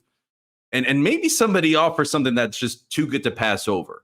Well, especially if you get a number of bidders in on it. I mean, exactly. Elliot Friedman said, and I firmly agree. I mean, the fact that there's 2 years left on this deal, which is not insignificant. The price, pretty much every team in the league could fit Mark Scheifele into their cap situation. We know what he's able to do, and I think that makes it. Highly likely, or at least possible, that they really do strongly consider this. And I think it's even more so considering what we said at the end of the year. What would be fascinating, and back to the dream scenario of Trotz coming on board. I mean, if they've already said, listen, we need to make a change. Mark needs a change of scenery and he's going to be gone. If Barry Trotz is in the mix, how that might change what the Jets are looking for coming back, because there are Barry Trotz type of players that, you may get in a trade in a vacuum for Coach X that would help you in some ways that could be far more impactful to winning hockey games consistently with a guy like Trotz on the bench. Yeah, and that goes back to him getting some managerial control at all this, right? It's, hey, you signed me for $5 million a year. I'm gonna also make a little bit of a push for my guy in this. Yeah, I don't, and that's the thing. Like, it's interesting too with Scheifele because, like, yes, the cap hit makes him desirable and easy to fit in, but if you're a team acquiring him, like, it's almost like you're either giving up somebody that's older than him or somebody that's way younger than him on an entry level deal, right? Like, I wonder what the assets that would be coming back, just what that looks like.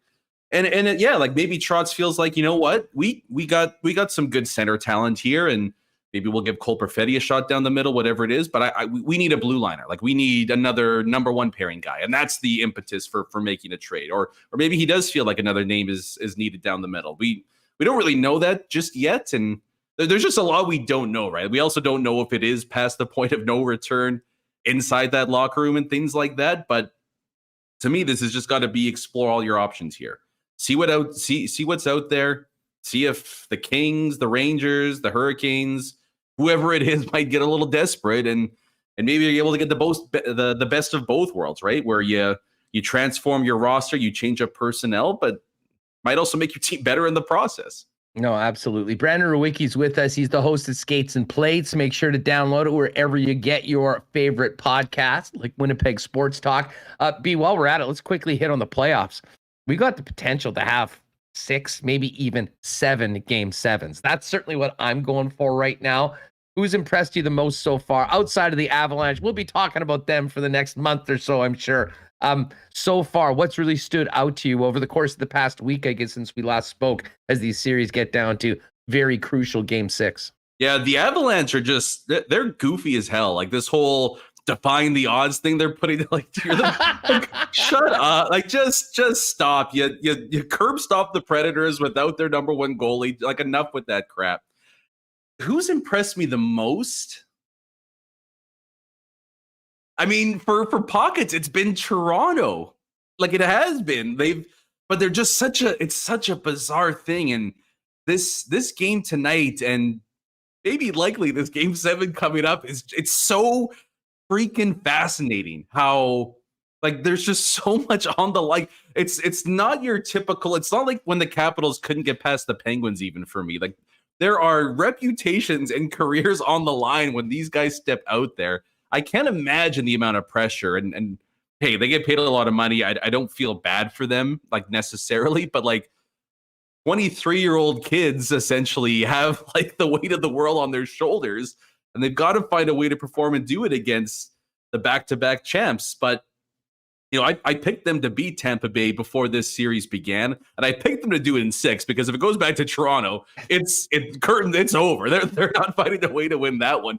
But the Leafs fascinated me because, you know, they play pretty well, like, under pressure, in terms of, like, they've shown they can come back in series. They've shown they can erase deficits. Well, and that game 5 performance, I mean, the way they were down and came back, led by the big guys, especially Austin Matthews. I mean, that was an important game. If they had a chance of getting through the series, that might have been the signature moment. Although and maybe, there will be another one before we're done, one way or the other. And maybe Mitch Marner is the one that's impressed me the most, because he's been a big time stud for them, and he was rightfully under a lot of fire for the way he played against Montreal, but he's been absolutely unreal. But I don't know, like, these stats have kind of circulated around, but the Leafs in series when they've led are 1-8 in their following game. They're 0 for freaking 7 with a chance to advance. Like, there is so clearly something, like, it's this massive mental barrier that needs to be overcome. It's nothing physical. It's nothing talent. Like, it's just this huge mental bug that they need to overcome here. And that's what's so fascinating about this series for me, is that they play good coming from behind, but when you have the chance to win, they crumble. And can they find a way to overcome Everyone's done that against Tampa for the last few years, though. I mean, the Islanders were in the same position with Barry Trotz having the chance to ice him, and they weren't able to do it. And this stat of, I think now, 50 games and counting without losing consecutive games in the playoffs is one of the most incredible stats you'll ever find out. Vasilevsky's never lost back-to-back games in the playoffs. How is that possible? And listen, if he continues that streak tonight, we're going to be going back to TO for Game 7, and the tension and stress levels amongst whether it's players, whether it's fans, ticket takers at the building, I'm sure will be on edge right now. And it'll be, listen, I'm here for it. We'll see whether the Oilers can get to a Game 7. Are they screwed tonight? I mean, the Darnell Nurse headbutt, what a stupid play. I mean, you cannot do that. For them to be losing their number one defenseman, they'll likely go 11-7 tonight. They've had some real issues with Bouchard and Keith getting burned on that OT winner. We know that there are guys that can raise their level of play and maybe win games on their own, but what do you make of their play going into the crypto.com arena this evening? They're sinking faster than crypto is right now. Speaking of crypto, I mean, hope that was a pay in advance deal for the Kings. Exactly, yeah. But like, these are kind of the oil. Like, I feel like Denny Green, right? Like, they are who we thought they were. They're in Connor McDavid minutes. They're crushing the Kings. When he's not playing, they're not. Like, it's, again, we're doing the same song and dance with them, and it just goes back to the fact that their blue line is arguably the worst in the entire postseason of any team that made the dance. And then Mike Smith is either standing on his head or letting in a softie, right? Like, there's no in between with him either. Again, there's just no support for Connor McDavid here. I think they still find a way to win this series. I picked them to win in 7, actually. I thought LA would be a bit of a tough out for them. But, I mean, if you've watched a second of Flame Stars, and if Calgary, who seems to kind of be, finding their momentum and rolling now, if they face Calgary in round 2, it's going to be a bloodbath. Like, they're not destined to go deep. And you wonder, I mean, you also wonder too, even though I think they're going to get it done, they lose Game 6. If you're Connor McDavid and you're kind of looking around here and it's been 5, 6, 7 years and, we promised to do this and this, at some point, do you not maybe throw out a little, I have to wonder about my future here, even though I have a couple years, you know what I mean? Where have I heard that before? Yeah, but at some point that has to be on the table, because you're wasting, it's been a long time, if ever, we've seen a team waste the prime of a player like Connor McDavid in any sport, not just hockey, in any, like, it's Mike Trout levels of. And Draisaitl. Yeah, I mean, like, 2 of them, yeah. Forgetting about that guy that scores 50, remember him? Like, yeah, that's fair, right? But like, it really is shocking how little they've gotten out of the rest of their raw. I know they had that great end to the season, but it's just been the same old, and it must be frustrating as hell for both of those guys to have to deal with that again. Hey, we've talked all year long about that division with the Leafs and Tampa and Florida. And Florida, to their credit, ran away with it, won first place, won the division. I didn't know what to expect from the Panthers coming in. I mean, they have no playoff success. I mean, if Quenneville was on the bench, maybe he'd be able to guide them. I don't know what Andrew Burnett, obviously he kind of pushed in. It's worked out well through the regular season. I mean, they were 2 minutes away from being down 3-1. They gutted that one out, won in an OT. Carter Verhaeghe with 5 points leads them to a win last night, coming back from a 3-0 deficit on home ice. I've often thought back to teams that go on big runs being tested to the limit in the first round. Let me ask you this. If the Panthers survive the Washington Capitals in this first round, considering the way they've done it, do you think that helps their chances, especially considering what the Leafs and Lightning are doing to each other, basically taking each other, killing each other every game in this first round that could easily go 7? 100%. Unless Florida loses in 5 in round 2, then I reserve the right to completely reverse the no. But it reminds me, and it's funny because they're playing them, but this reminds me so much of when the Capitals won the Stanley Cup. Because if you remember, they took on the Blue Jackets in their first round series and played like dog crap through the first 3 or so games. That was when Grubauer got the start over Braden Holtby. And they got so lucky in game 3. There was kind of that fluky bounce in OT, and Columbus almost scored in overtime before and that. would have been up 3-0 in that series. I'll never forget. We were watching it at BP City Place. Yeah, exactly. And they find a way to survive. They win 4 straight, and we all know what happens after that. Florida in, game 3 or game 4, potentially going down 3-1. pull the goalie with 3.5 minutes left. You get the tying and the wit. There's a lot of similarities there where if you play crappy hockey, but you can kind of get a bounce or two, all of a sudden it's a complete 180. And I wonder too, we're kind of on the same wavelength here that, maybe they just got fortunate that they got all their bad hockey out early on and they weren't in a huge hole. And if they can find a way to squeak out a Game 6 win, a lot of pressure comes off you, and you can maybe focus a little more on playing the way you did during the regular season. So I 100% agree that the Panthers got a huge break, and they were lucky to do that. But it's about taking advantage of it now and to take care of business in Washington in Game 6, and that would be a series for the ages. A Florida Maple Leaf series. That would be one where whoever's fan base loses that one, immediate roster changes the next year because it's got 6-5 games written all over it up until Game 7. Take the over. If they're playing in this game, take the over. I'll guarantee on that. Rewucki, thanks so much for doing that. Tomorrow, new episode of Skates and Plates, Friday morning. That's right. Friday morning, coming at you. You know the drill. Thanks again for having me on, man. Looking forward to it, dude. We'll talk to you next week. Enjoy the games tonight.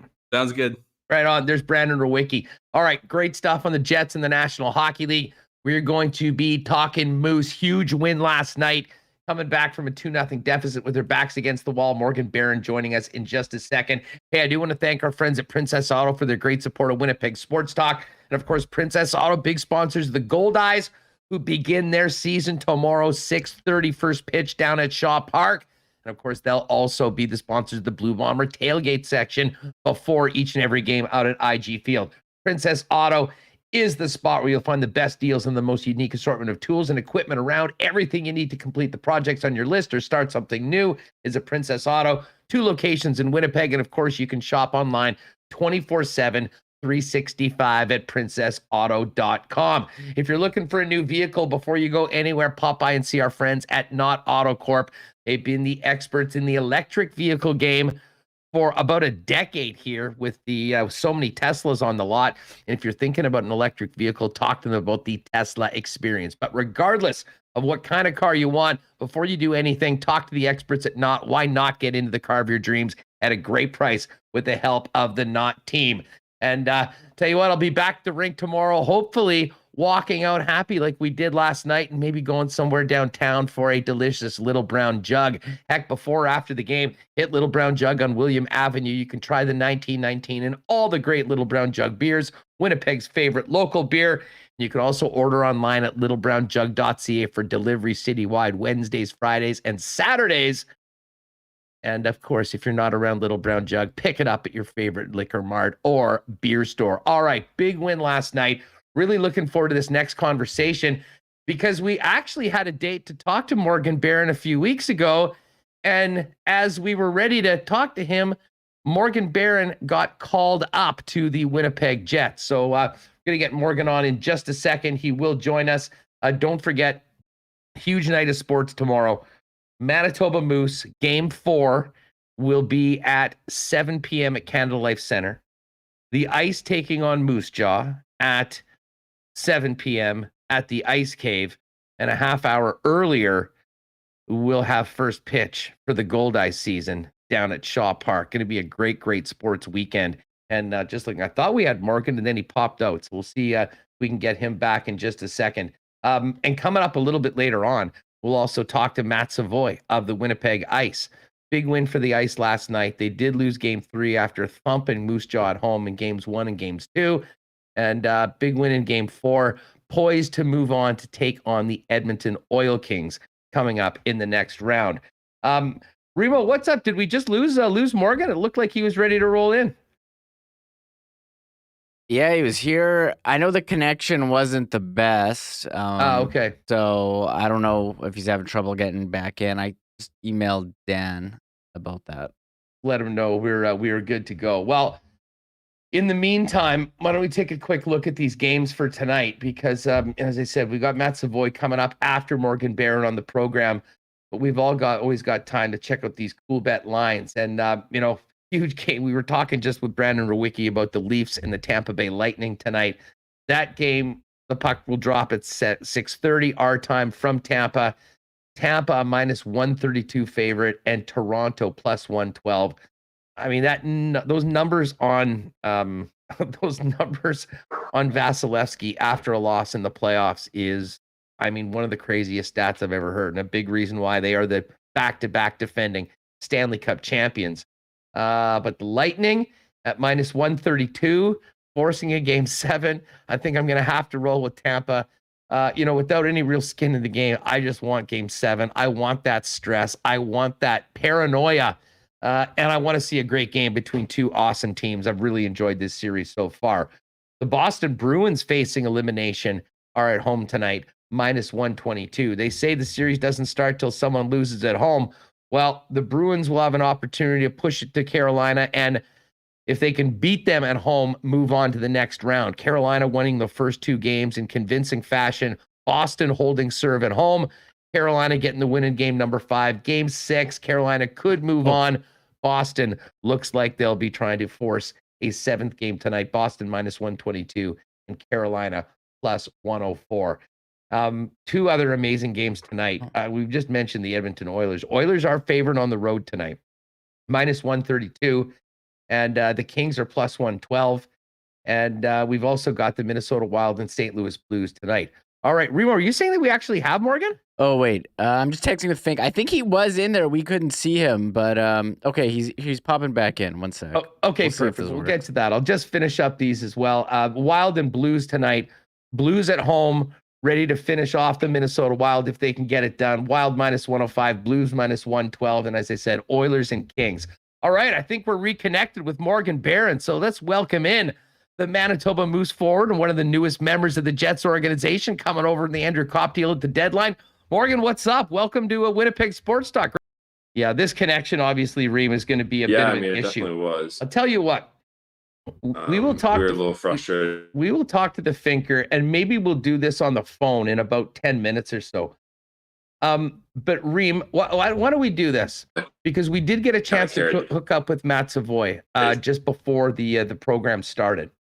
And obviously the Ice had a big win last night, and tomorrow we're going to be checking our phones from one rink or the other about what's happening with the Moose or the Winnipeg Ice. And it was great to catch up with Savoie as well, both about the big win last night, as well as what's coming up for him in early July as being one of the top draft prospects about his draft year. So we caught up with Matt Savoie just before we started the program.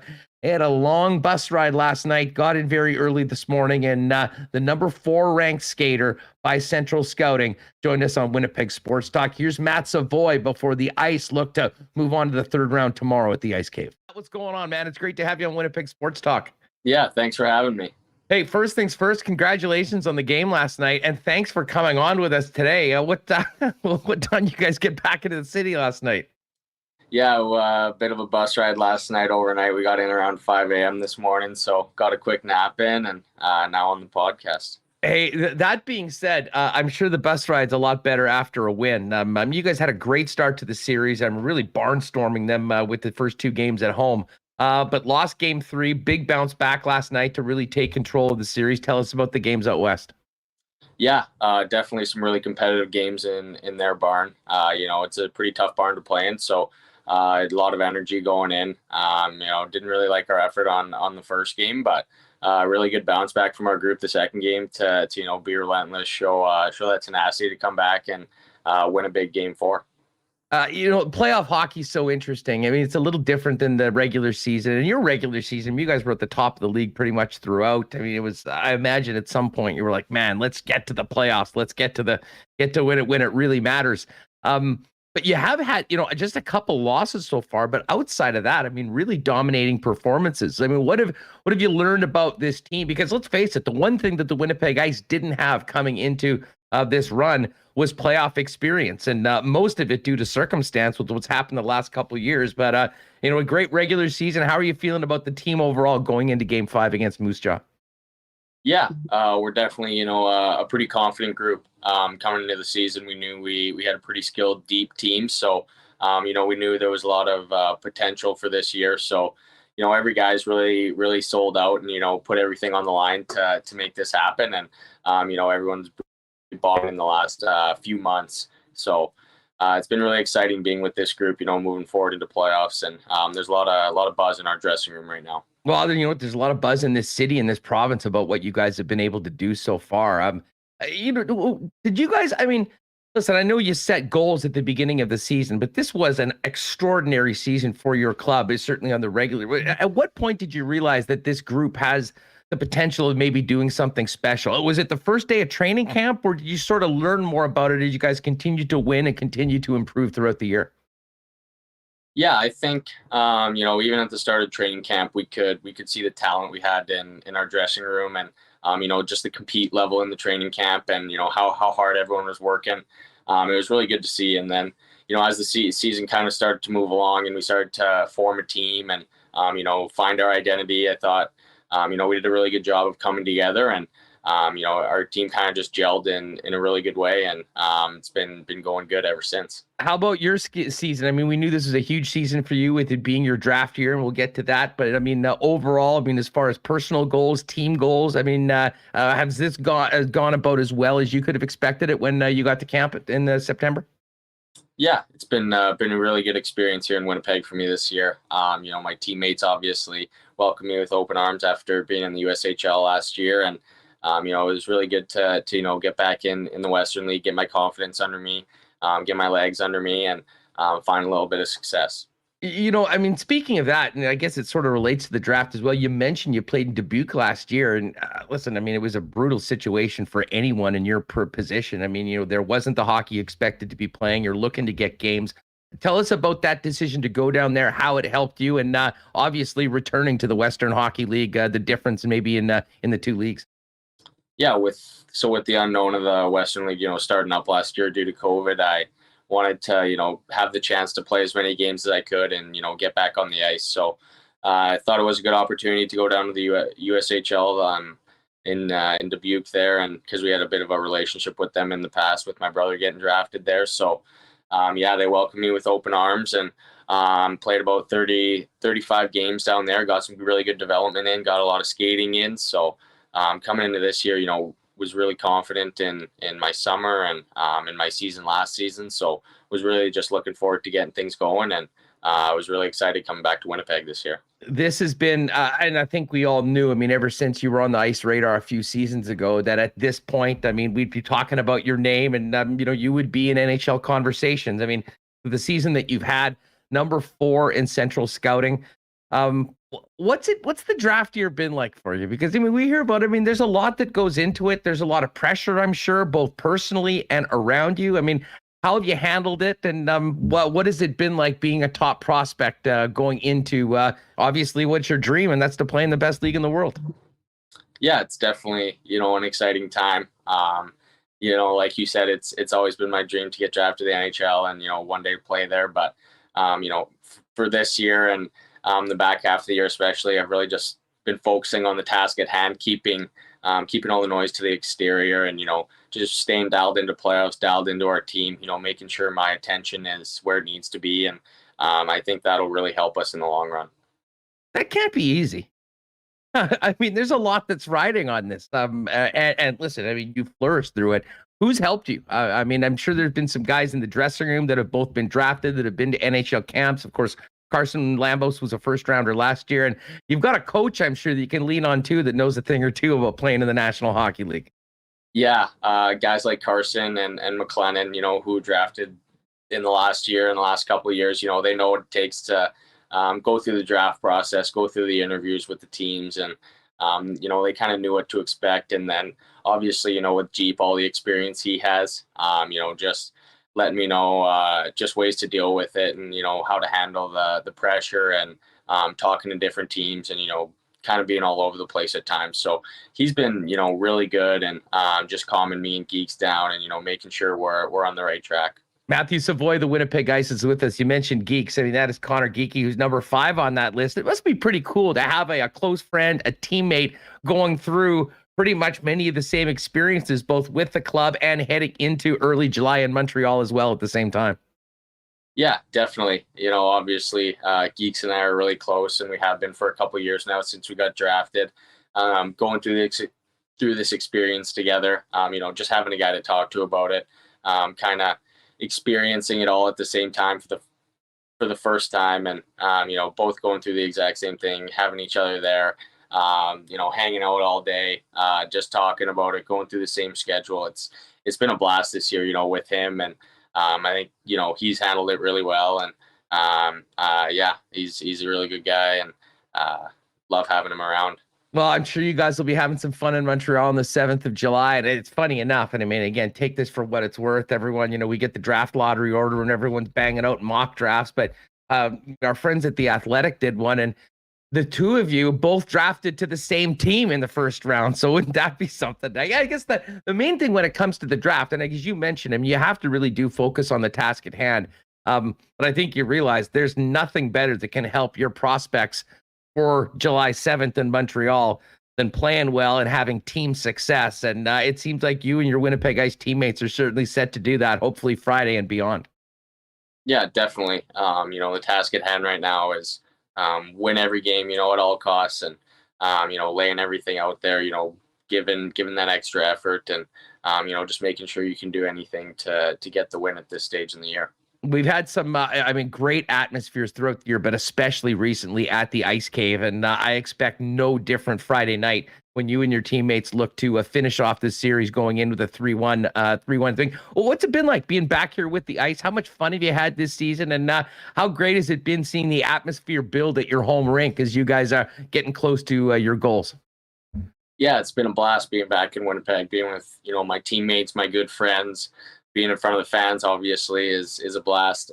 Leading into playoffs, you can just feel the buzz and the atmosphere getting louder, and you could see it in game 1 and game 2 of that first series. A couple pretty much sold out arenas, and they were loud, they were into it. So definitely gives us some energy and gives us some jump off the hop. Now, listen, I won't put you in the position of talking about a potential matchup with the Edmonton Oil Kings. We'll leave that to us because there's still work to be done on Friday.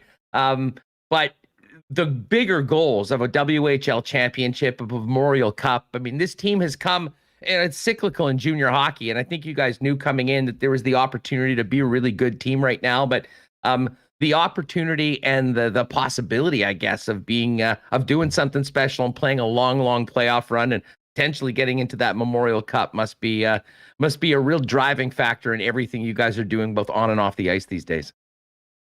Yeah, definitely. We're preparing for, to be the most successful team we can. Doing everything we can, whether that's system work, dialing in, our positional play, just really making sure we're on top of things to be at the best of our game. So, we can have the best chance to compete for those championships. Matt Savoie's with us from the Winnipeg Ice. I do want to ask you about the team overall because, certainly in the media and, even with fans, we focus on the guys that are scoring goals, and we're talking a lot about you and Geeky, who are top NHL prospects, and you got Carson Lambos and McLennan. Who are some of the unsung heroes of the Winnipeg Ice that have helped you get to here right now that maybe fans haven't heard very much about, but that have been very, very important in helping you guys get to where you are today? Yeah, definitely, a long list of unsung heroes, guys that, don't get as much credit as they deserve. I'll just name a couple. Owen Paterson, a 19-year-old, he's been here for 3 or 4 years. A guy that can play in all situations. He's been, so special to our team this year. Another guy, Jack Finley, we picked up in December. He's played in all situations, been a great leader on our team. So those are just, 2 guys that stood out for me, that play a big role, whether that's, penalty killing, playing 5-on-5. All right, Matt Savoie of the Winnipeg Ice. Very impressive young man. That's the first time we'd spoken with Matthew, and tell you what, as great of a player as he has been this year, pretty awesome interview as well. The other thing that stood out was the look at an NHL level hair game right now. And yes, there was a bit of an interesting resemblance to an old Winnipeg Jet favorite, one Matthew Perreault. It's Matthew Savoie. We'll be hearing a lot about him throughout this Winnipeg Ice playoff run. Again, Game 5 tomorrow night at the Ice Cave. Go to the Ice website to make sure you've got your tickets for that game if you're planning on heading out. And then hopefully we'll get a chance to talk to Matt, once they get through these playoffs and about the draft, where he certainly will be a first-round selection by some member club of the National Hockey League. All right, looks like we're going to get Morgan Barron popping on in just a second. As we mentioned, great spot to get to the playoffs this evening. Might be Boston Pizza. Jump on those Boston's wings, gourmet pizzas, ice cold schooners, and all the 4 games in the National Hockey League. Huge games. Game 6 in all series tonight. And if you're staying at home, check out their game day deals and order online at bostonpizza.com. Another great option might be to pop by the Nick and Nicky DQ group. Grab yourself a Blizzard, jump into one of those steak burgers, and if you're looking for an event, or not even necessarily an event, you just basically fire it up, order a DQ cake, and get set up for the weekend as well. Nick and Nicky DQ, 4 Winnipeg locations: DQ Niverville, DQ Northgate, DQ Polo Park, and DQ St. Anne's. All right, I think we have connected with Morgan Barron of the Manitoba Moose. Morgan, can you hear me okay now? Yeah, I got you. Can you hear me? Awesome. Great setup. Thanks so much for doing this. And yeah, sometimes technology can be a bit of a bust. That being said, we've come back. We're on the right track, much like your team was last night after that first period. What was the feeling in the room after being down 2-0, knowing that despite how well you guys have played in this series, it could have been over last night? Honestly, we were probably a lot calmer than most people would have expected. I think most teams in that situation, pretty quickly you can instill kind of a sense of panic. But, I felt like all series we had played well. I would say the first period is probably our worst period of the series yesterday. But, honestly, being down with our backs against the wall like that, it maybe even opened us up to just play a little bit more freely and go out and play our hockey. And it's funny how when that happened, pucks started to find the back of the net. So hopefully we can carry that on and win a couple more games here and move on to the next round. Everybody knew that Cooley was on fire in those first couple of games, stopping 80 some shots against your club to kind of steal those 2 wins. You got on the board first. I'll be honest, I was in the stands and you could feel sort of a collective sigh of relief that the team was back in it. Was it more than just a goal, though, for your club to get one on a guy that had been so successful against you, knowing what the stakes were and the circumstances were in that second period? Yeah, I mean, just to see one go in was definitely good, and I think it kind of gave us a little bit of momentum moving forward. But, I go back to it. I think we knew all along that it was going to happen eventually. I mean, we've had a lot of grade A looks, and, as much as he's made some great saves, I think we've made him look good at times as well, where we just haven't been able to get pucks to the net or haven't necessarily got enough traffic in front of them. So, we met this morning as a team, and Coach Morrison kind of talked about, I think, 4 of the goals we scored, 4 of the 5 were there was significant traffic in front of the net with screens. So, it just goes to show, I think, there's always more that we could have done, and we kind of got on the right page last night of just finding ways to score. Well, I asked you about, if it was tense or nervous after the first period. I imagine a pretty excited group after the second, or was it similar? I mean, I'm interested in the mindset of a team that has been, so successful this year, but has also done it with contributions from pretty much everybody up and down the lineup. Yeah, guys were definitely excited just because it kind of felt like we got the ball rolling in the right direction for the first time in that series. And it was the first time we held the lead, but guys are pretty quick to kind of calm each other down and make sure we knew, we still got another period to play tonight and then 2 more games to win the series. So just to get the momentum going in the right direction was definitely good. And, it's a pretty textbook win for the way the Moose like to play from last night. I mean, just tons of different goal scorers, guys getting on the sheet in different ways. And I think that was huge for us to kind of get back to our brand of hockey and prove to ourselves and everyone else watching that it can be successful in the playoffs. Morgan Barron's with us on Winnipeg Sports Talk. And Morgan, as I mentioned, at the beginning of the program, we had an opportunity to speak with you earlier after you'd come to the organization and were assigned to the Moose. And right before we were about to do it, you were on a plane to New York to make your Winnipeg Jet debut in the National Hockey League. So you got a chance to play a couple games before coming up to the Jets. You've been back with the club after being resent down. We'll talk about the NHL time in a minute, but what stands out about this Moose club to you, and how much are you enjoying being back with your old running mate at Cornell, Jeff Malott, who was also a big part of last night's game? Yeah, it's been awesome. I think the Moose team in particular, it just stands out to me in that there's not necessarily any one player, who contributes statistically at least, more than others. I think you look up and down the lineup, and there's tons of different guys who seemingly have scored the same number of points. There's guys who are getting on the score sheet on different nights and all that. I know I followed the team loosely before the trade just because Jeff had been on the team, and I was often checking in to see how he was doing and just see how deep a team it was, how many guys are contributing, night in, night out. And to be able to do that in the playoffs means, we're rolling all four lines, playing all our D. And I think that's kind of what brings a successful team deep in the playoff run. So I think we're kind of trying to do that. And like you said, it's been great to kind of rekindle with Jeff and spend a little bit of time with him and obviously see why he's been so successful on the ice and signing with Winnipeg. Well, I can tell you he's a beauty and a big favorite of ours here on Winnipeg Sports Talk, as well as the listeners. He's joined us on a couple of times, and actually going into the playoffs, he jumped on last week and he talked a little bit about your relationship as well as the conversation he had with you once you got traded. Fill us in on the background with you and Jeff from your college days and how what your feeling was coming to Winnipeg, knowing that you'd be playing with one of your old running mates as a pro. Yeah, I mean, Jeff and I always got along really well in college. I think our teams at Cornell were always particularly close. But, I lived on campus with some of the other freshmen my freshman year, and Jeff was a year above me. So he did a great job just kind of taking us in and just teaching us the ropes at school. And then my sophomore and junior year, I was at school with him and lived right down the hall from him in our hockey house. So I spent a ton of time with him. Obviously, some really fond memories. And he's a very special person, as I'm sure you guys know. He's got one of the brightest personalities of anyone I know. So just to have him around, I mean, first initial reactions after getting traded, I think he's such a great guy to kind of, build a bridge for me to get to meet all these new teammates and, just to see him and kind of have him to help introduce me to everyone and help me get settled. I mean, that helped immensely right off the bat. I know I met the team at the end of the tail end of their, I think it was like a 14-day road trip. And, right away, Jeff grabbed me and brought me out to dinner with probably a dozen guys. And that was my first time meeting a lot of them. So just to have him, help me along the way, I think it's gone a really long way, which has been great.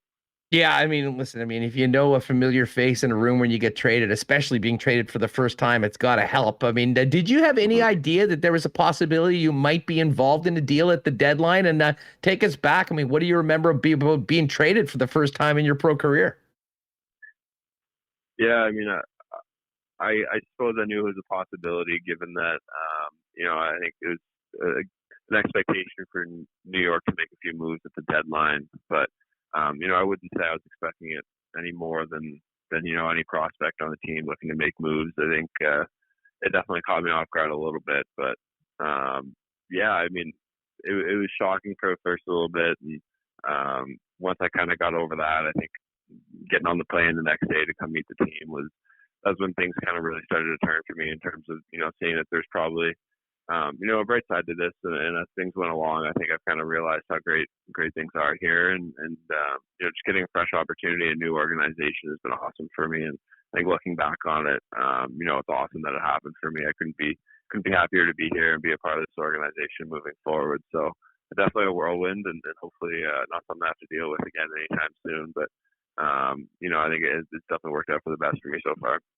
It seemed like, we kind of joke sometimes about the Winnipeg Sports Talk bump where we'll get a guy on the program and he'll have a big game afterwards. And we just simply booked you and you got called up to the National Hockey League. We won't take any credit for that, but in all seriousness, you did get a great opportunity very early in your time here to get up into the National Hockey League with your new club. How did that go for you? And how important was that experience for you in this new organization to get a taste of the NHL with the new club? Yeah, it was good. I mean, pretty quickly after the trade, I know I looked at the Moose schedule and looked at the Jet schedule as well. And, that was a goal of mine, was to get up and be able to prove myself. I feel like I'm at a point in my development in my career where, I can be, a real good player of the NHL on a nightly basis. So it was definitely reassuring to get that call when time came. And, I was able to get in all the games while I was up there and play. And, generally speaking, I was pretty happy with my play while I was up there. And obviously things didn't work out quite the way we wanted to for the Jets. I mean, ideally, like to be on a playoff run with that team right now. But, things came up a little short. But, I mean, like I said, I think team's in a great place moving forward. And for me to get in and get that experience and get my feet wet a little bit, I think that was awesome for me.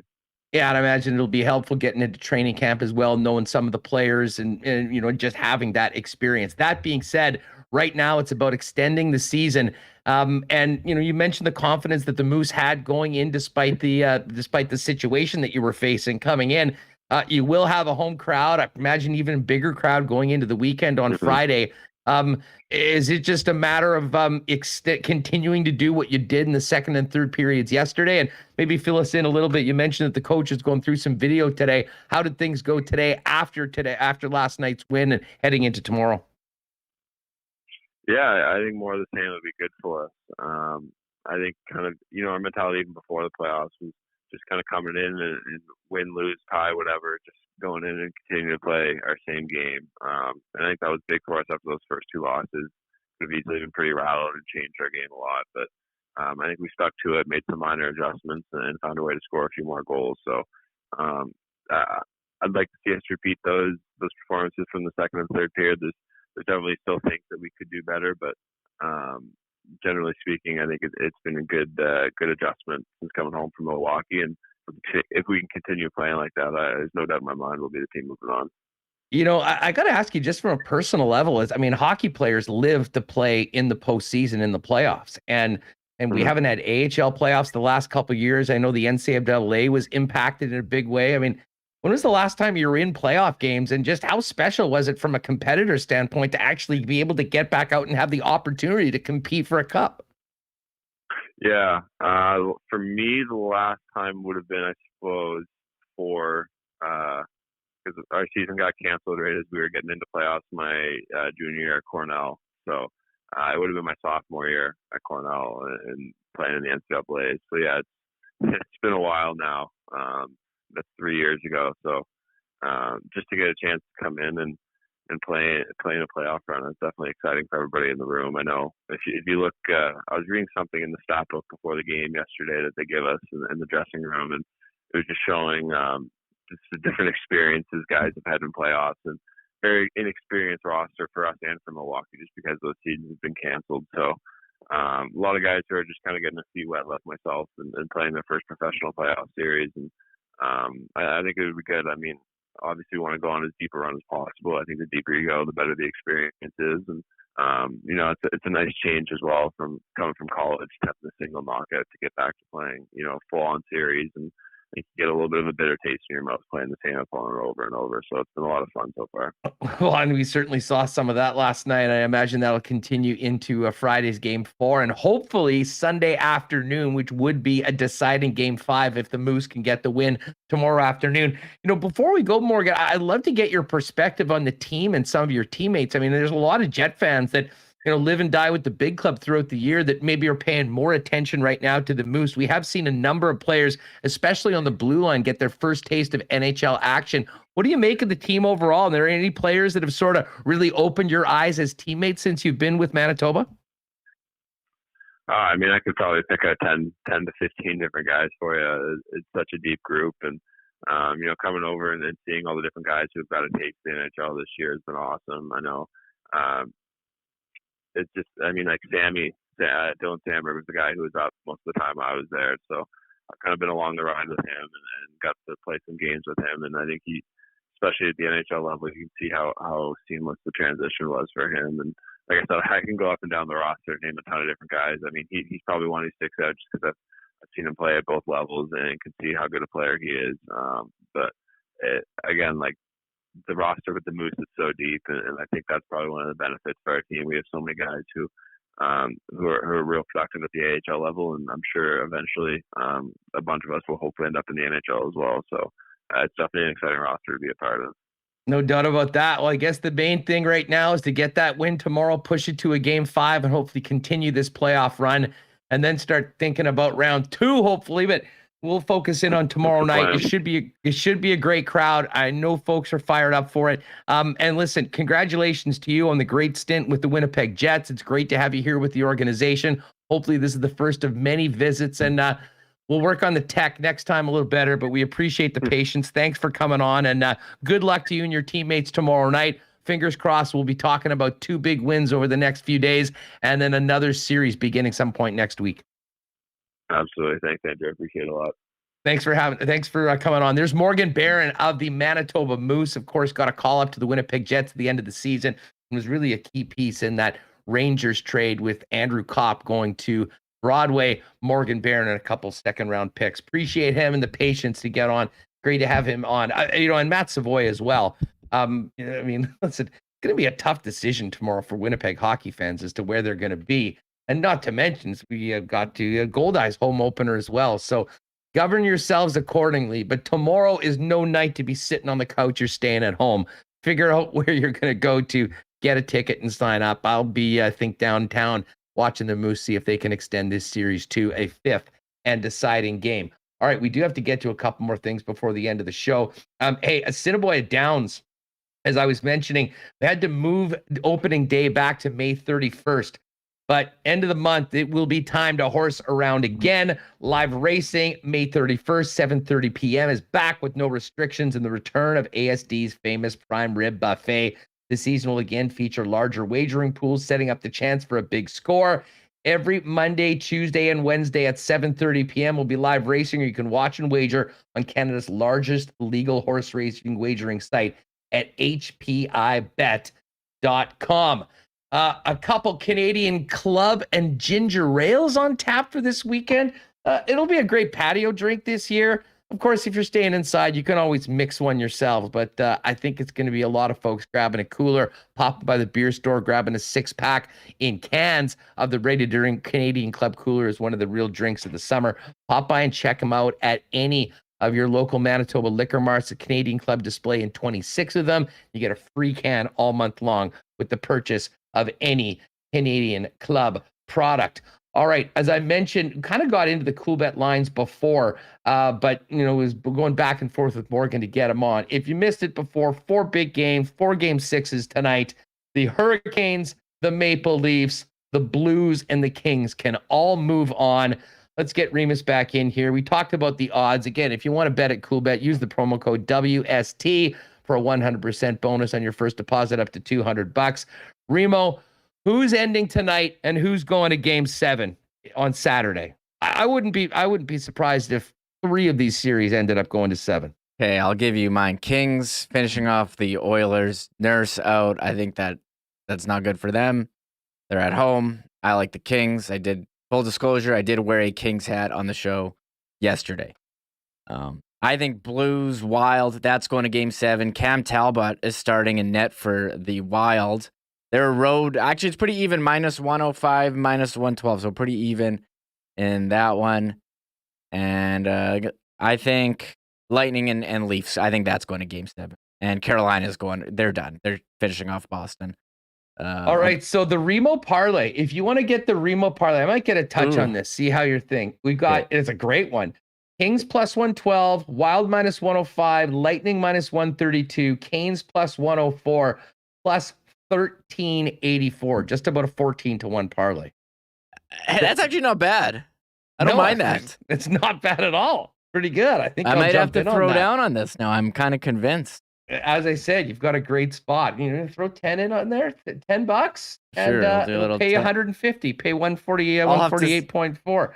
Got a little extra scratch from those live bets on the Flames last night. What an awesome third period they had. And I'll say this about Calgary. The place sounded like a bloody morgue for a majority of the game as they were down 1-0. And I think the Dallas Stars get a lot of credit to that. But man, what a turnaround. And it was all Andrew Mangiapane last night. That beautiful setup to Backlund. He scored as well to go up. And in addition to what was happening inside the building, what a scene outside the building, Reem, with about 10,000 Flames fans all in one big lot, partying like they just won the cup last night after getting that big Game 5 win. Yeah, well, look, I think Flames fans thought they were going to roll over Dallas like Colorado did to Nashville, but it wasn't that way in the first couple of periods, so you're pretty nervous. And they came out in the third and scored 2. I mean, what a beautiful go-ahead goal, game winner from Mangiapane. What a shot. And then it was ex-Jet Trevor Lewis putting home the empty netter. And I think this is the worst part about the Jets not being in the playoffs. Not, how disappointing season it was that we had to watch, but just seeing 10,000 people watching the game at once outside in Calgary. You got a lot of FOMO, fear of missing out. We don't have that here with the Jets, and it makes me really sad. And I think about what great times we had at the whiteout parties, and hopefully we can get back to that. But you saw Trevor Lewis score the empty netter. We're talking about Jacob Trouba. My dad mentioned you can make an all ex-Jet line for the Stanley Cup playoffs here. You got Lewis with Kopp and Kane, and Kulikov and Trouba on D. Kulikov on Minnesota. I'm trying to think who else. I don't know if there's, Hutchinson. Isn't he with Minnesota or with Toronto? He's like on the Marley. He's like their fourth or fifth goalie. Hutchinson. There you go. That's the ex-Jet playoff team if you're looking for someone to cheer for. Well, I'll tell you what. I think the teams to cheer for right now are the Moose and the Ice. Home games tomorrow. We'll get ready for it. And, of course, we'll also get ready for opening day for the Winnipeg Gold Eyes tomorrow. A great show and great job by Remo navigating a few technical challenges. Pulled off something to get Morgan Barron on the phone. The way we did that was a first. And we won't get into how it all worked, but some incredible technical work behind the scenes by the CTO today. I'll do a bit behind the scenes. Although I do have to edit the podcast now because of all that. That would be good. That would be good. Oh yeah, Lemieux's on LA. There you go. Miller Time says Lemieux. It's your boy Bruce giving a shout out to Derek Forbort on Boston. And Nate Beaulieu, as BA mentioned, he has been activated. I don't think he's been in a game, but he is active and able to go if they need him. And Justin F says, Trevor Lewis, a Jet? Barely. I was like, what do you mean? He was on their team all of last year. You play one season, doesn't make you a Jet? This is his last team. Yeah, this is literally on the team last year. 56 games. Yeah, we had issues during the show. I kept disconnecting from YouTube. That won't show up on the podcast. And then, I had to set up a mixer, test it out with my dad. Thanks, Dad, during that pre-tape. Meanwhile, I was so fired up about that, I ended the pre-tape like 30 seconds early. So if you were in the YouTube wondering about the Matt Savoie interview, what you missed, it was just saying goodbye, basically. Yeah. So, Matt Savoie was great. He's coming back on the program. He's already a WST favorite. Really, really impressed with him on the ice. And it was great to have him on the show for the first time today. Yeah. Oh, we got ex-Jet coaches. Yeah, Rick Bowness as coach, maybe Scott Arneal assistant coach. He's with Washington. Caps. We got a whole ex-Jet. Oh, Bogo on Tampa. There you go. Man, there were so many. I remember the days where, if you were done on the Jets in 2011, you were out of the league. Now they seem to be going having success everywhere. Yeah. You're going on spitting chicklets like Tim Stapleton, who, by the way, is getting back in the podcast game. We'll have to get Blue 3 on the show at some point very soon. Anyways, we will get this up because we do got to get the podcast going for folks who are listening to it on the audio feed on the drive home. Thanks to Shane Malloy for joining us. Always fun kicking it with Brandon Rewucki. And, of course, Matt Savoie, the Winnipeg Ice. Game 5 tomorrow. They can finish off the Moose Jaw Warriors and move on to round 3. And a big thanks to Morgan Barron of the Manitoba Moose. Game 4 tomorrow, Canada Life Center. And we'll have make sure you join us tomorrow. We'll be doing a marble race, and I'll see whether we might have a pair of tickets as well for tomorrow's game to give away. Maybe some ice seats too. And of course, Gold Eye season tomorrow. We'll hook up with Andrew Collier, maybe get Rick Forney on in the next few days to talk about baseball season being back. And yes, I will get there on the weekend. We will have a full report on the beer bats, concessions, and everything else happening at the ballpark this year. Thanks to all the sponsors that make this program happen each and every day. Thanks to all of you. We'll be back tomorrow for a big show. Ken Weeb's going to join us. We'll set up Ice Game 5. We'll set up Moose Game 4, Gold Eye season, and all the follow from tonight. 4 Game 6s in the Stanley Cup playoffs. It's going to be awesome, gang. Thanks for doing this. Have a great night, and we'll see you tomorrow to finish off a big week here on Winnipeg Sports Talk Daily. We're out. Oh, my God. Oh! Shut it down. Let's go home. Thanks for tuning in to Winnipeg Sports Talk Daily. Make sure to subscribe on YouTube and your favorite podcast feed at winnipegsportstalk.com.